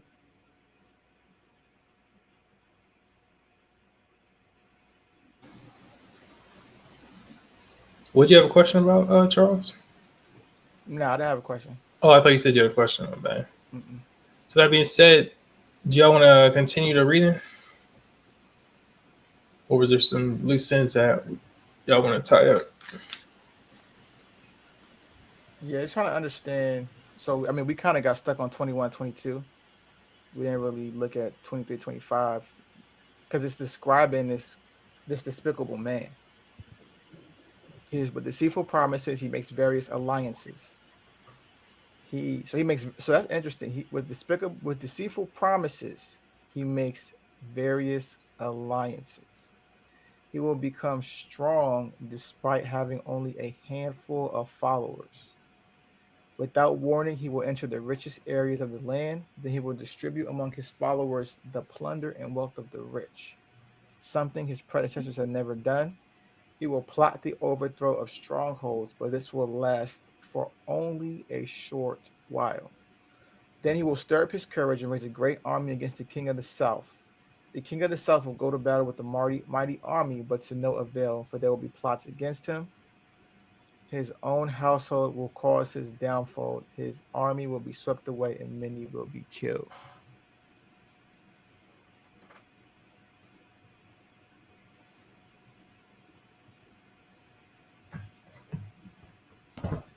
I think so. It's kind of like who we determine to be the person in 20 into 20 or 21 rather 21 kind of like can send you down a couple of different rabbit holes.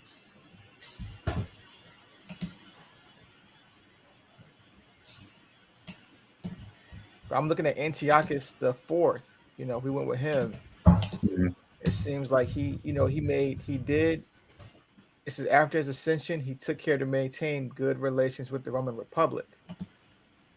Basically, there was a treaty with them. It says while the embassy secured a renewed treaty of friendship and alliance with Rome, greatly helped by the fact that Antiochus had come to power with the help of Eumenes II, Rome's principal ally in the region. And the guardians of King Ptolemy demanded the return of Scioli, Syria, declaring war on the Seleucids, on the assumption that the kingdom was divided after Antiochus' murder of his nephew. So Antiochus' nephew Demetrius is supposed to be in line, supposed to be in royal succession after Antiochus the third, but Antiochus the fourth had him killed. Or I'm sorry, uh, Seleucid the fourth. Seleucid the fourth son Demetrius was in line, but Antiochus the fourth had him killed. So the king of the south declared war on the Seleucids.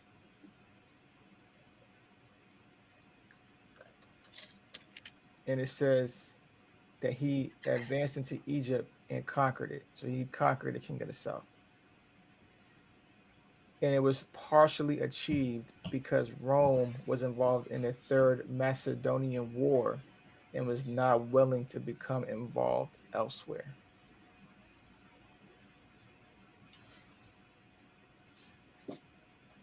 To avoid alarming Rome, Antiochus allowed Ptolemy the sixth to continue ruling as a puppet king from Memphis.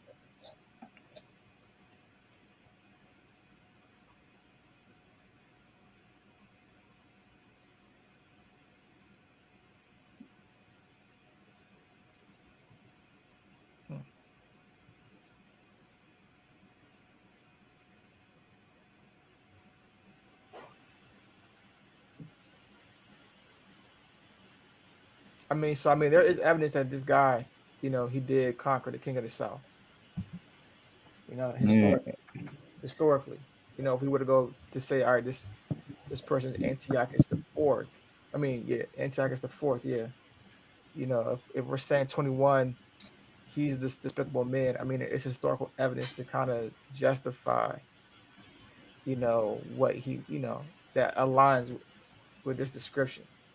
I'm looking at EnduringWord.com, Bible Yeah. commentary on Daniel 11. It's also reporting that Antiochus the fourth, known as Antiochus Epiphanes, Mm-hmm. is the vile person. So that's what Is the what? is the vile person in Yeah. verse 21. Gotcha.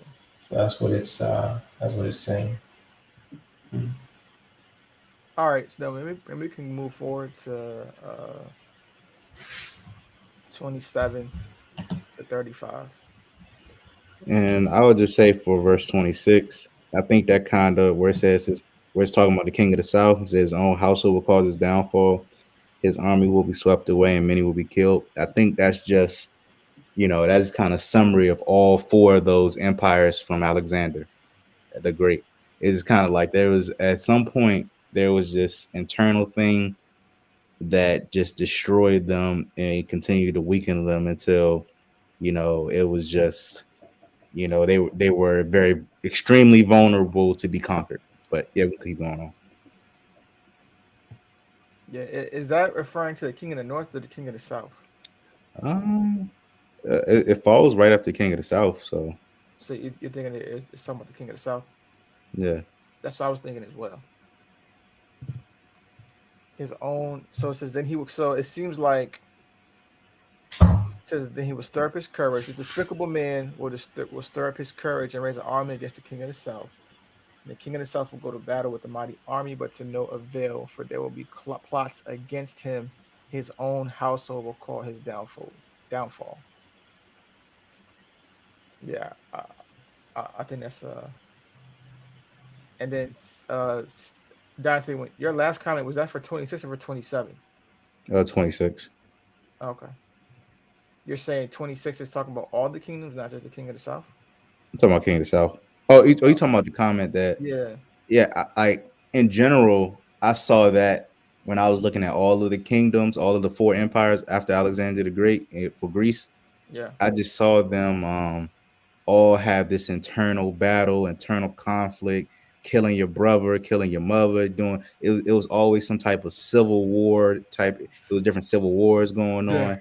So it was always a lot of internal fighting, which opened up the door for other people to come in and say, hey, I'm going to take this while, they're fighting and they're weak. Yeah.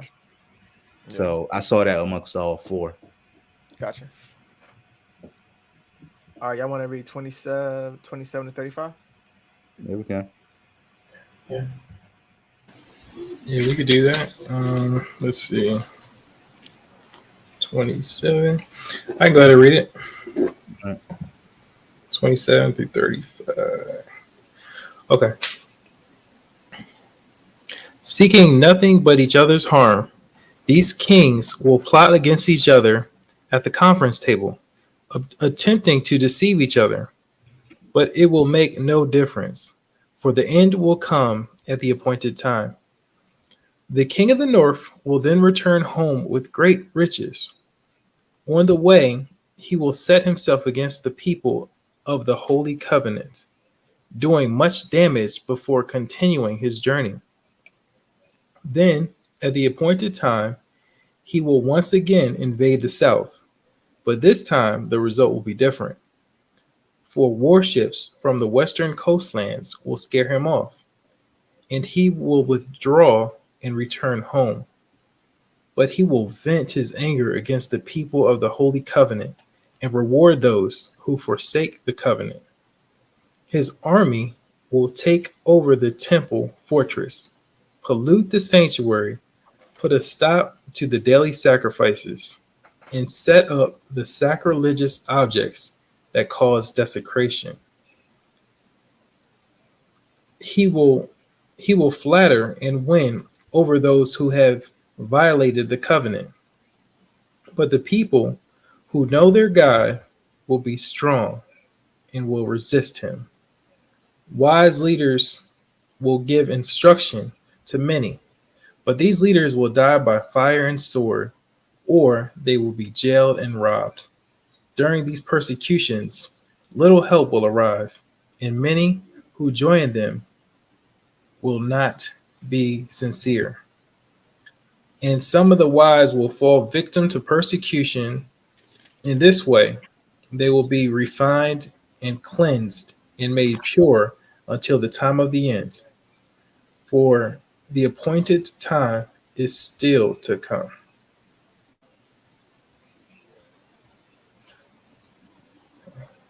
Yeah, this is difficult for me.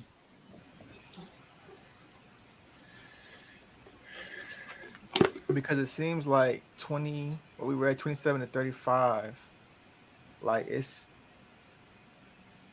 encompassing a lot of years. Mhm. To be like, okay, this is one person.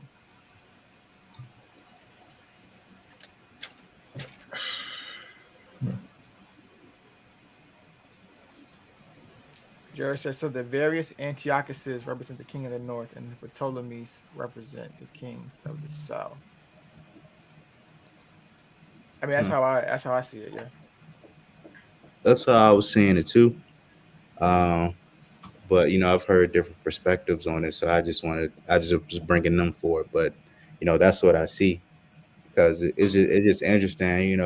When I was just digging into this, just doing research, I'm like, okay, this flows, and then I'll go, just to browse on YouTube, and then I literally have to search for Anticus to find somebody that's talking about it because they just kind of jump off the deep end to Rome right at verse 19 or even before 19. And I'm just like, how do y'all get to Rome with this? I was just kind of just trying to follow them. I haven't looked at them strong enough yet to kind of follow where they were going with it. But when I just look at history and reading the text, it kind of follows this timeline of these kings of the north and the south. And eventually Rome comes in. We know Rome comes in eventually and just dominates. But when it's officially interjected, it's interesting. Yeah. So I mean, we're reading those verses, and we're saying that the north is Antioch, and the south is Ptolemy. Does that help bring clarification? I mean, that's what I've always, thought. It's just, I was just bringing different perspectives. True. Yeah. Not necessarily for me.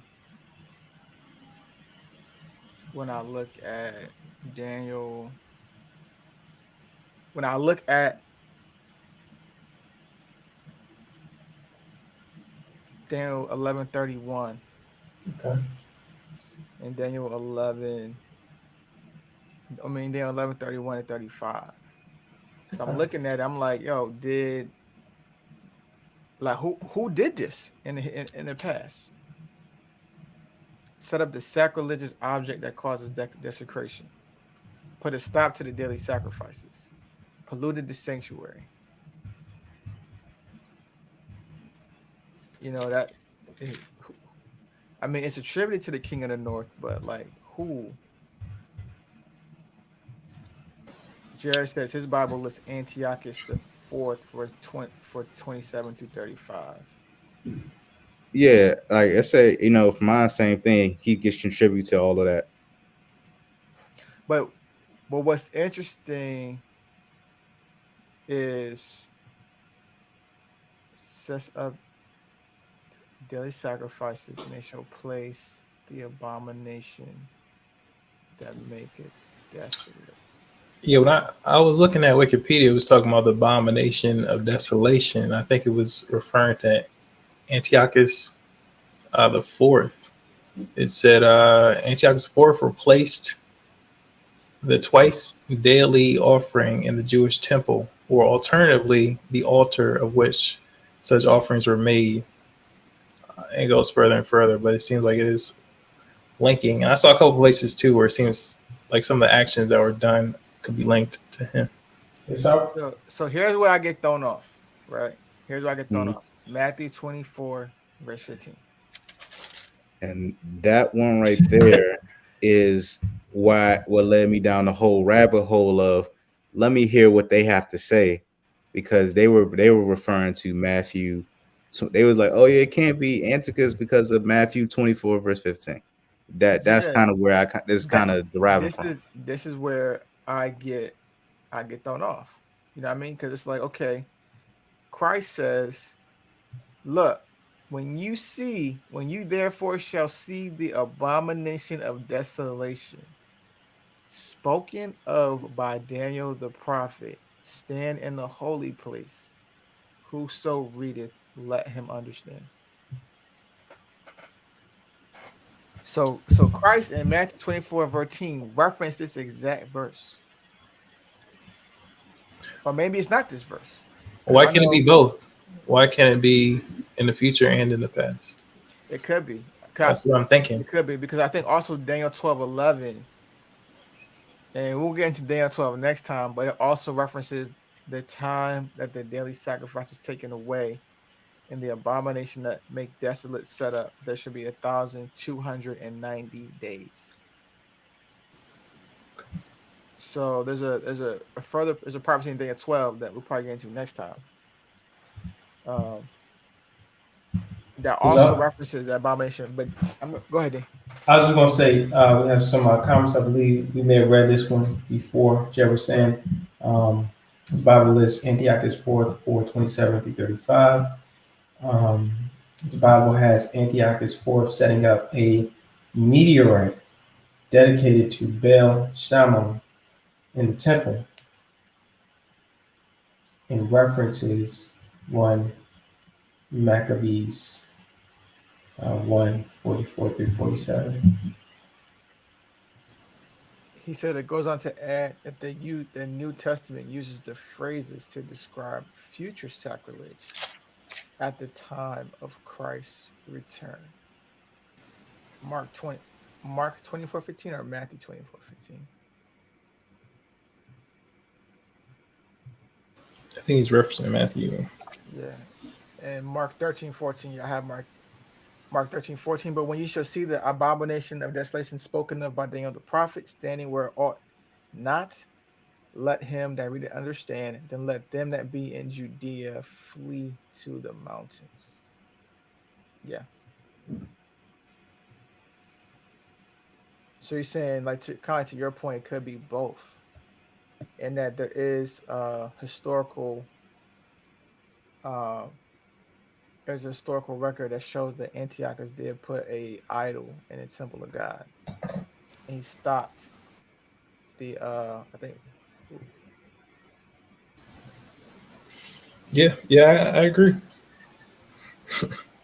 So it seems like he tried to take over the South, and that didn't work. So he went back and said, "I'm gonna go after uh, the holy people, or I guess Jerusalem at this time, and kind of torment them in frustration and kind of to vent the anger." But we're seeing that this could be it could be related to future events too. So it seems like there's gonna be some rough times in the future, and maybe that's somehow tied into the scripture that we're reading.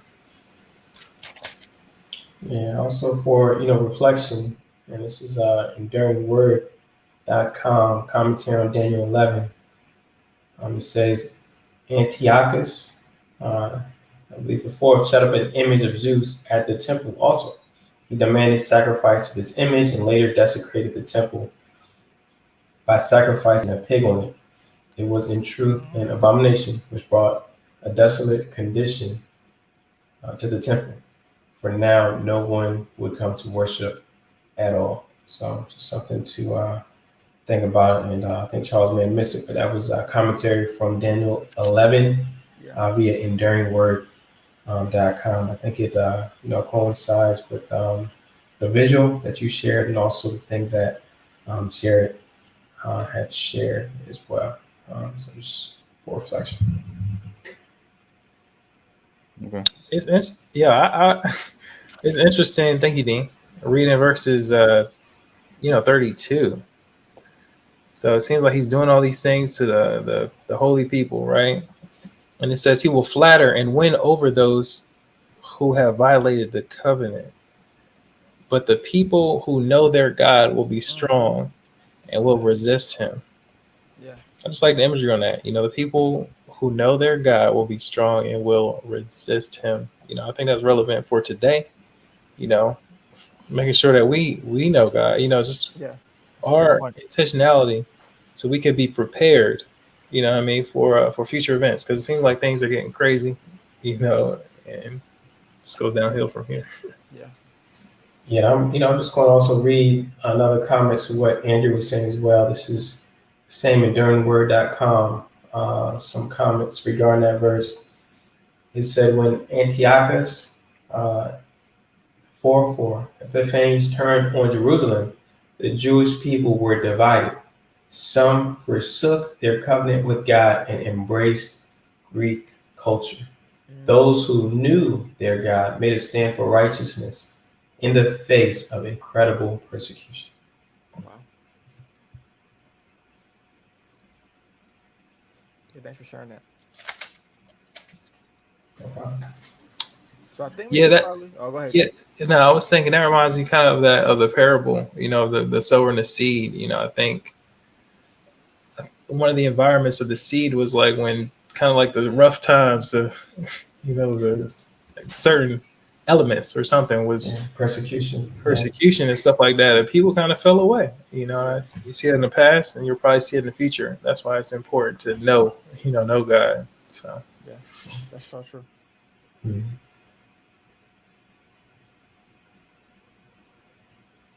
All right, I want to finish out the chapter 11:36 to 45. that's cool. Where were we at? 11:36 to 45. Okay, I can finish it out if you don't mind. All right, so I'm at 36, Daniel 11:36. So the king will do as he pleases, exalting himself and claiming to be greater than every god, even blaspheming the God of gods. He will succeed, but only until the time of wrath is completed. For what has been determined will surely take place. He will have no respect for the gods of his ancestors, or for the God loved by woman, or for any other god, for he will boast that he is greater than them all. Instead of these, he will worship the god of fortress, a god his ancestors never knew, and lavish on him gold, silver, precious stones, and expensive gifts. Claiming this foreign god's help, he will attack the strongest fortresses. He will honor those who submit to him, appointing them to positions of authority and dividing the land among them as their reward. Then, at the time of the end, the king of the south will attack the king of the north. The king of the north will storm out with chariots, charioteers, and a vast navy. He will invade various lands and sweep through them like a flood. He will enter the glorious land of Israel, and many nations will fall.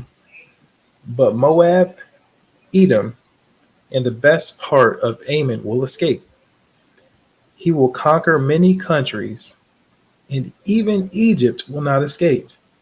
He will gain control over the gold, silver, and treasure of Egypt, and the Libyans and Ethiopians will be his servant. But then news from the east and the north will alarm him, and he will set out in a great anger to destroy and obliterate many. He will stop between the glorious holy mountain and the sea, and will pitch his royal tents. But while he is there, his time will suddenly run out, and no one will help him.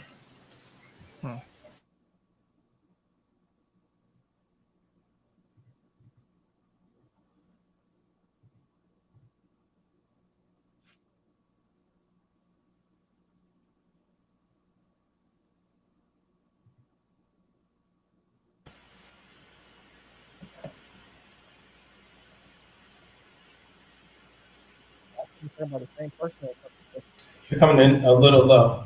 I said, y'all think it's talking about the same person or something different?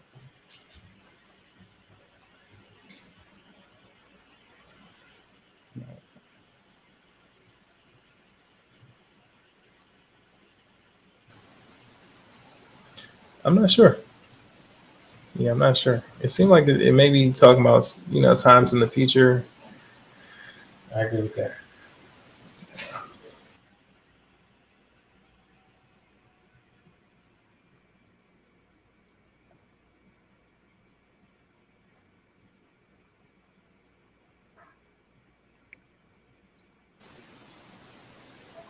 Yeah, I guess we just gotta, stay tuned, stay tuned, and pay attention to the stuff. We start seeing these signs.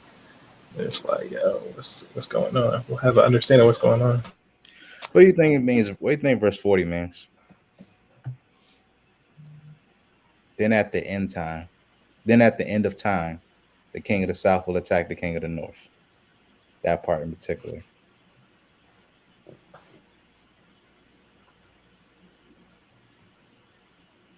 Do you think that part's completely isolated from the verses that are, you think that's starting anew?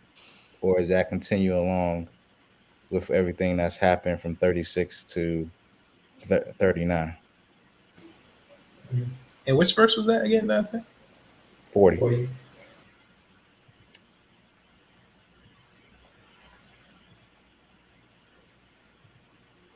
Because, this goes back to, Daniel chapter 8 again.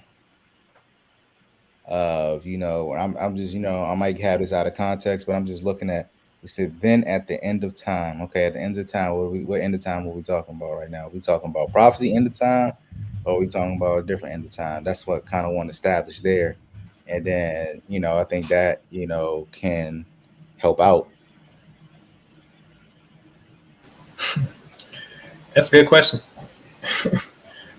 I mean, I don't see people storming out with charioteers anymore, But The charioteers in a vast navy. And I think about a vast navy. I'm like, I mean, it could be a translation thing too, though. You know what I mean? Yeah, So, like it probably is. if they don't have a prophet of a tank, what's he gonna call it? That's true. You know what I'm saying? If he had a vision of a tank, what's he gonna call it? You know what I mean? I think like vast navy, probably something to do with water. That sounds legit, yeah. So that's what I think. Kind of got translated, maybe boats, a lot of boats or something like that. So I just think about that. I'm just kind of thinking, okay, what is the end? Then at the end of time, are we just fast forwarding here, or are we? Because it just, we talking about this Northern King and how he's setting up false idols and persecution, and he's doing his own thing. It's like, hold on, we still talking about the King of the North? I mean, potentially, right? It seems like it's kind of aligns with the Antichrist too. Just a little bit. I have to kind of flesh that out, but Yeah, I mean, I hear that, but this whole time, we've been kind of, sticking with genealogy to a certain extent, but then, okay, if that's the case, when does this switch? When does it become everything? Yo, there's I think we gotta kind of look at Daniel 8 a little bit here. Because I'm saying that's the whole thing. When I'm just like Let's look at interjecting. that. Daniel 8. Let's look at Daniel 8 right quick. Daniel 8, right? Let's look at Daniel 8 because this is where I'm still struggling. But Daniel 8 verses 8 to let's just look at 8 to 8 Daniel 8 9 through 12. Matter of fact, Daniel 8 through 12. Right. So we're talking about the vision of the goat and the ram, which is the Medes and the Persians, right? So it says the goat, which is Greece, became very powerful. But at the height of his power, his large horn was broken off. In the large horn's place grew 4 prominent horns pointing in the 4 directions of the earth. Right. So we got the 4 kingdoms that broke out of Alexander the Great's empire. It says then from one of the prominent horns. So the prominent horns, it's going to be either the king of the north or the king of the south. From one of the prominent horns came a small horn whose power grew very great. It extended toward the south and the east into the glorious land of Israel. Its power reached to the heavens, where it attacked the heavenly army, throwing some of the heavenly beings and some of the stars to the ground and trampling them.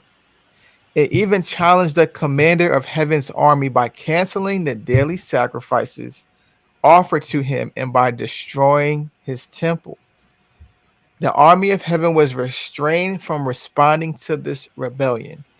So the daily sacrifices was halted and truth was overthrown. The horn succeeded in everything it did.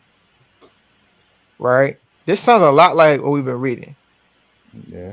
Right, with this little horn, but it's like it sounds like what we've been reading. It's talking about the little horn that comes out of one of the prominent horns of the 4 kingdoms of Alexander's empire.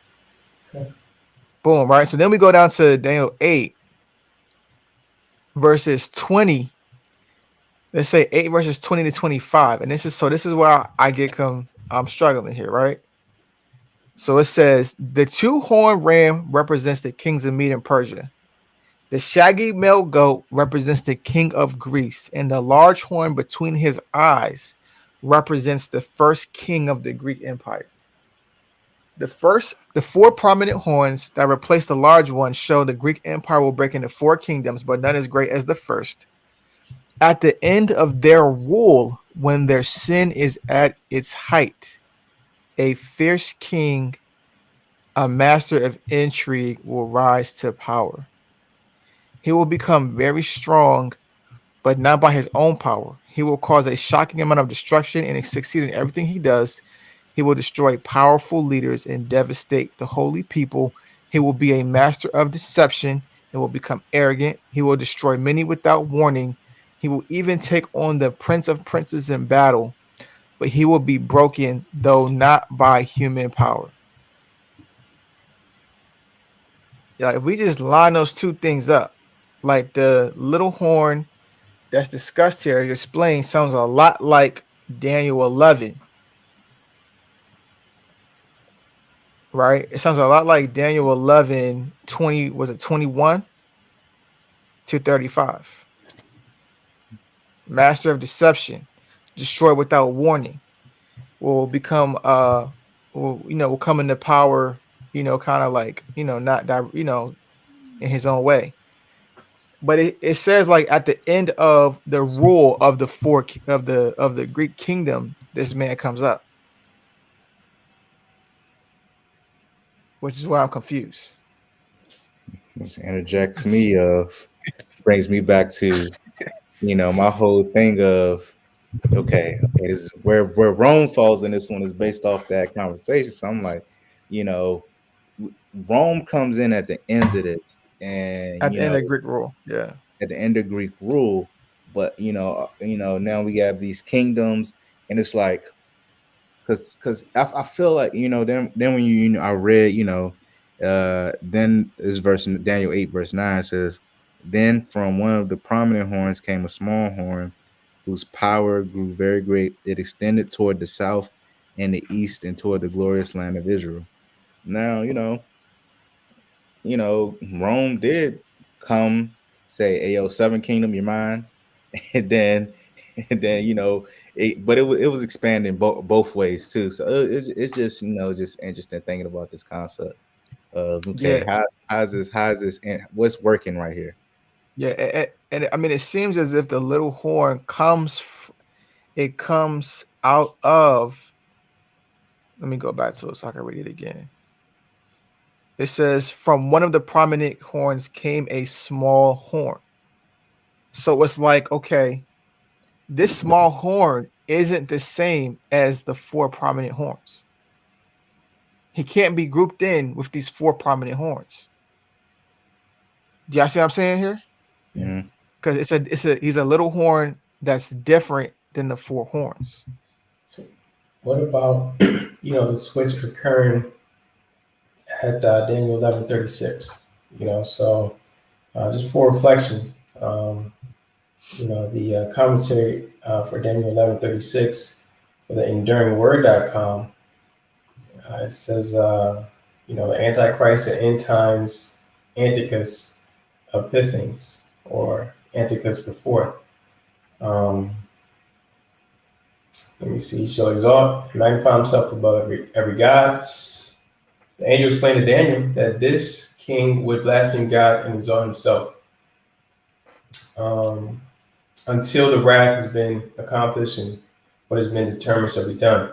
It says above every god. It gives commentary. Here we shift from what was fulfilled in Ptolemy's and the Seleucids, to what will be fulfilled in the Antichrist, the final world dictator. Daniel was told that this revelation pertained to later days, Daniel 10:14, and Daniel 11:36 begins to look more towards his final world dictator, who is sort of a last days Antiochus the Fourth. So I'm not saying it's true or not, but it's what they're reporting. That makes sense. Something to reflect on. So I mean, to kind of go with that train of thought, what we're saying is like, okay, if we're looking at verse 11, it's like the majority of it is really focused in on the Greek Empire, right? I think we're trying to interject Rome here, but Rome may not have a place in this. Because think about it like this: we read Daniel 7, the 4 beasts, right? Mm-hmm. All right. Then we went to Daniel 8. Daniel 8 primarily kind of focused on what happened within Medes and Persia, right? Kind of like an overview of what happened with Medes and Persia and Greece, right? It kind of just went there: Medes, Persia, Greece, and then at the end it touched on. I mean, it kind of parallels this. It almost kind of parallels 11, but just in more detail. Because if you look at 8, right, it starts out with Medes and Persia. It starts off with Greece, and then it brings in this little horn at the end. Right? It brings in this little horn at the end of it. When we look at Daniel 11, it starts off with Medes and Persia, right? It gets a little more detail. It goes into Greece. And then at the end, when we see 36 to 45, maybe here's where we're looking at, I guess that Roman final worldly empire before the return of Christ. kind of like almost like a direct parallel in order, just more detail. You know, so we're trying to, I think maybe we're hell bent on putting Rome in as, you know, within there, but maybe it's not giving us great detail on the Roman Empire. It's more so expounding on the Mede Persia and the Greek Empire.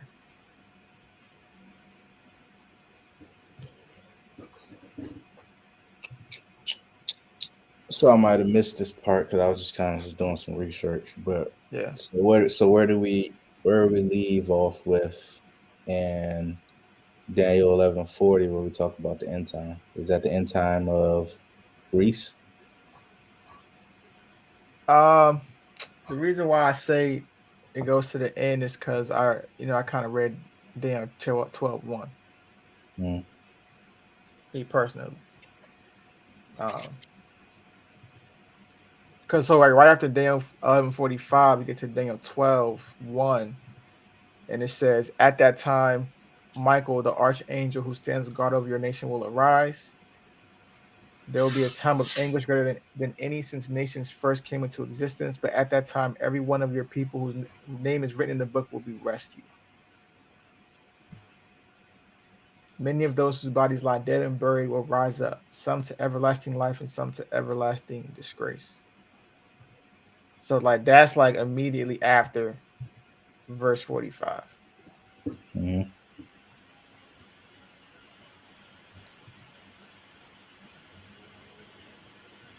You know, but I mean, even go ahead. Then. I was going to say, yeah, there's some points that reference here in during word again, but even some of the points it says, hey, these precise points may be, cloudy, but the general idea is clear. The end will be marked by great conflict, culminating in the world's armies gathering in the promised land to do final battle. So. Yeah, see me, I'm more of a visual learner. I got to see pictures and how everything kind of aligns. It does seem like, you know, studying books like this, it definitely takes, you know, reading it a lot, you know, over and over. But I'm taking it in. I think y'all sharing some good points. So I'm still learning a lot from y'all. So appreciate the insight and perspective. I think, this is another point that is shared. It says, we know that everything about this prophecy, was, this is maybe more so 36. We know that everything about this prophecy was not fulfilled during the career of Antiochus IV. Jesus specifically said the real abomination of desolation was still in the future. Matthew 24:15.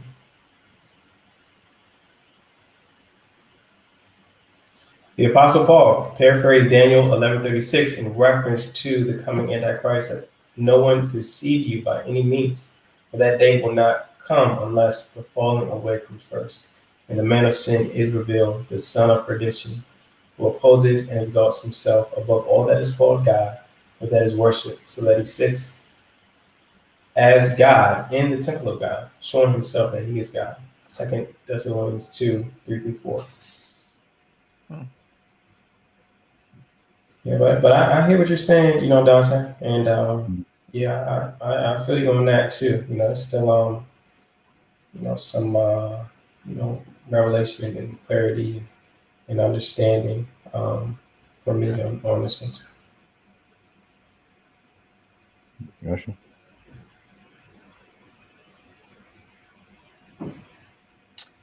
Yeah, I think we kind of come to the end of this for today. Unless I got any other comments.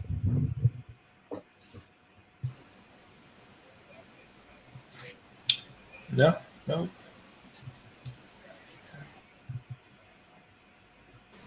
Well, I guess that being said, I guess we could put up the the prayer request, and I guess kind of to reiterate what Charles said. I guess if you guys have any like takeaways or anything that you can gather from this conversation and this book of Daniel, let us know. I'll say I definitely learned a lot more about this book from kind of diving in today. Just the things everybody shared. Dante came with the facts. So I appreciate it. It definitely, for me, I'm excited, about, just learning more. I mean, I like when I'm challenged, me personally, when I don't Yeah. understand something. I like that. So I'm excited to learn more. Looking forward to the next one that we do on this topic. One of the things I took away, Drew, was something you pointed out as well, is that, I mean, we see all this, we have all this prophecy and it's good to look through it, but more important, I think it's important for us to know God. Ultimately, that's how we're going to stand firm and stand sure, despite, the chaos and the persecution and the deception that's out here, is really having deep roots, and really knowing Christ, really knowing God. Um, that was something that kind of stood out to me when I read it here as well. So Yeah, I really second that, man. I think you kind of took a lot of the focus and things that I kind of took away as well. And knowing God, that's the importance of it. We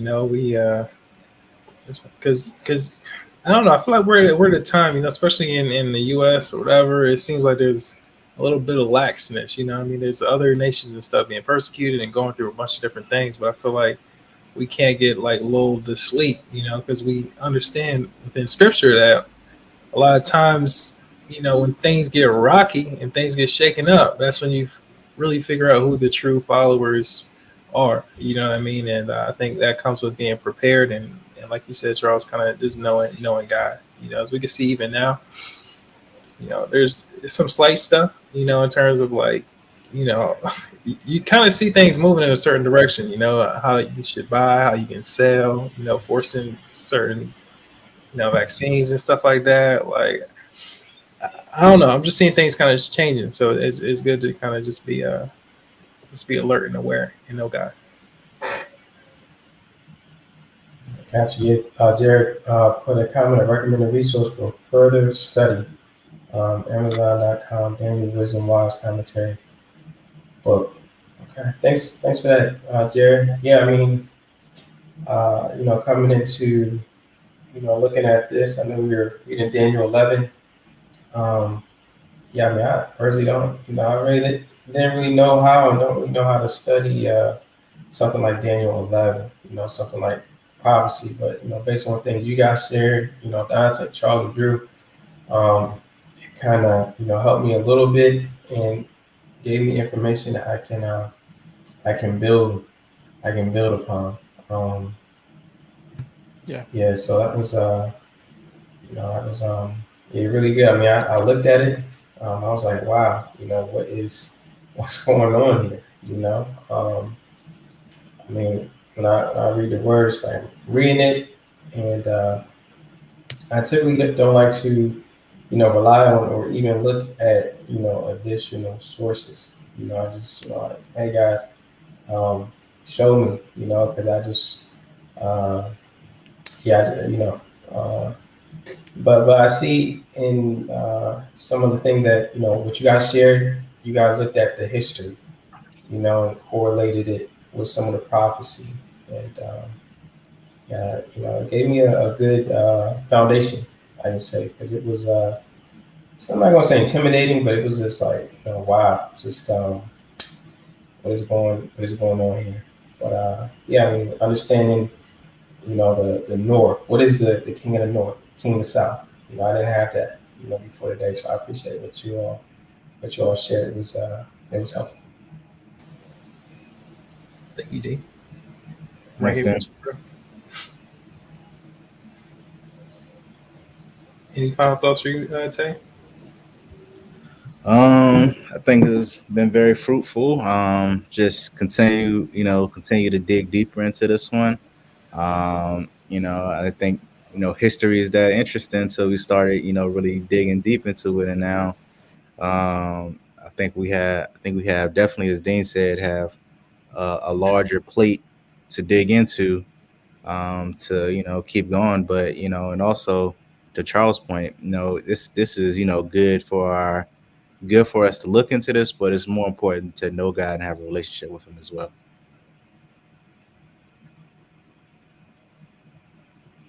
All right. I didn't see any prayer requests out there. So does anybody want to pray for us? I can close this out. Dear Father in heaven, I just thank you. I just want to thank you for being great and being awesome and being who you are, Father. Father, we just humbly submit to you, your will and your authority, Father. We understand that we just want to grow our relationship with you, Father. We want to know you.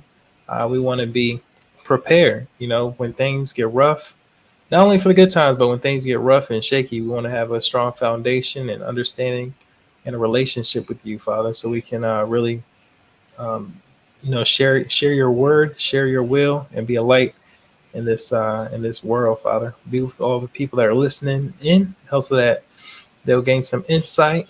Thank you for just having us read this text today. Help so that you'll reveal more revelations to us as we progress through our journey in growing and learning and understanding who you are, Father.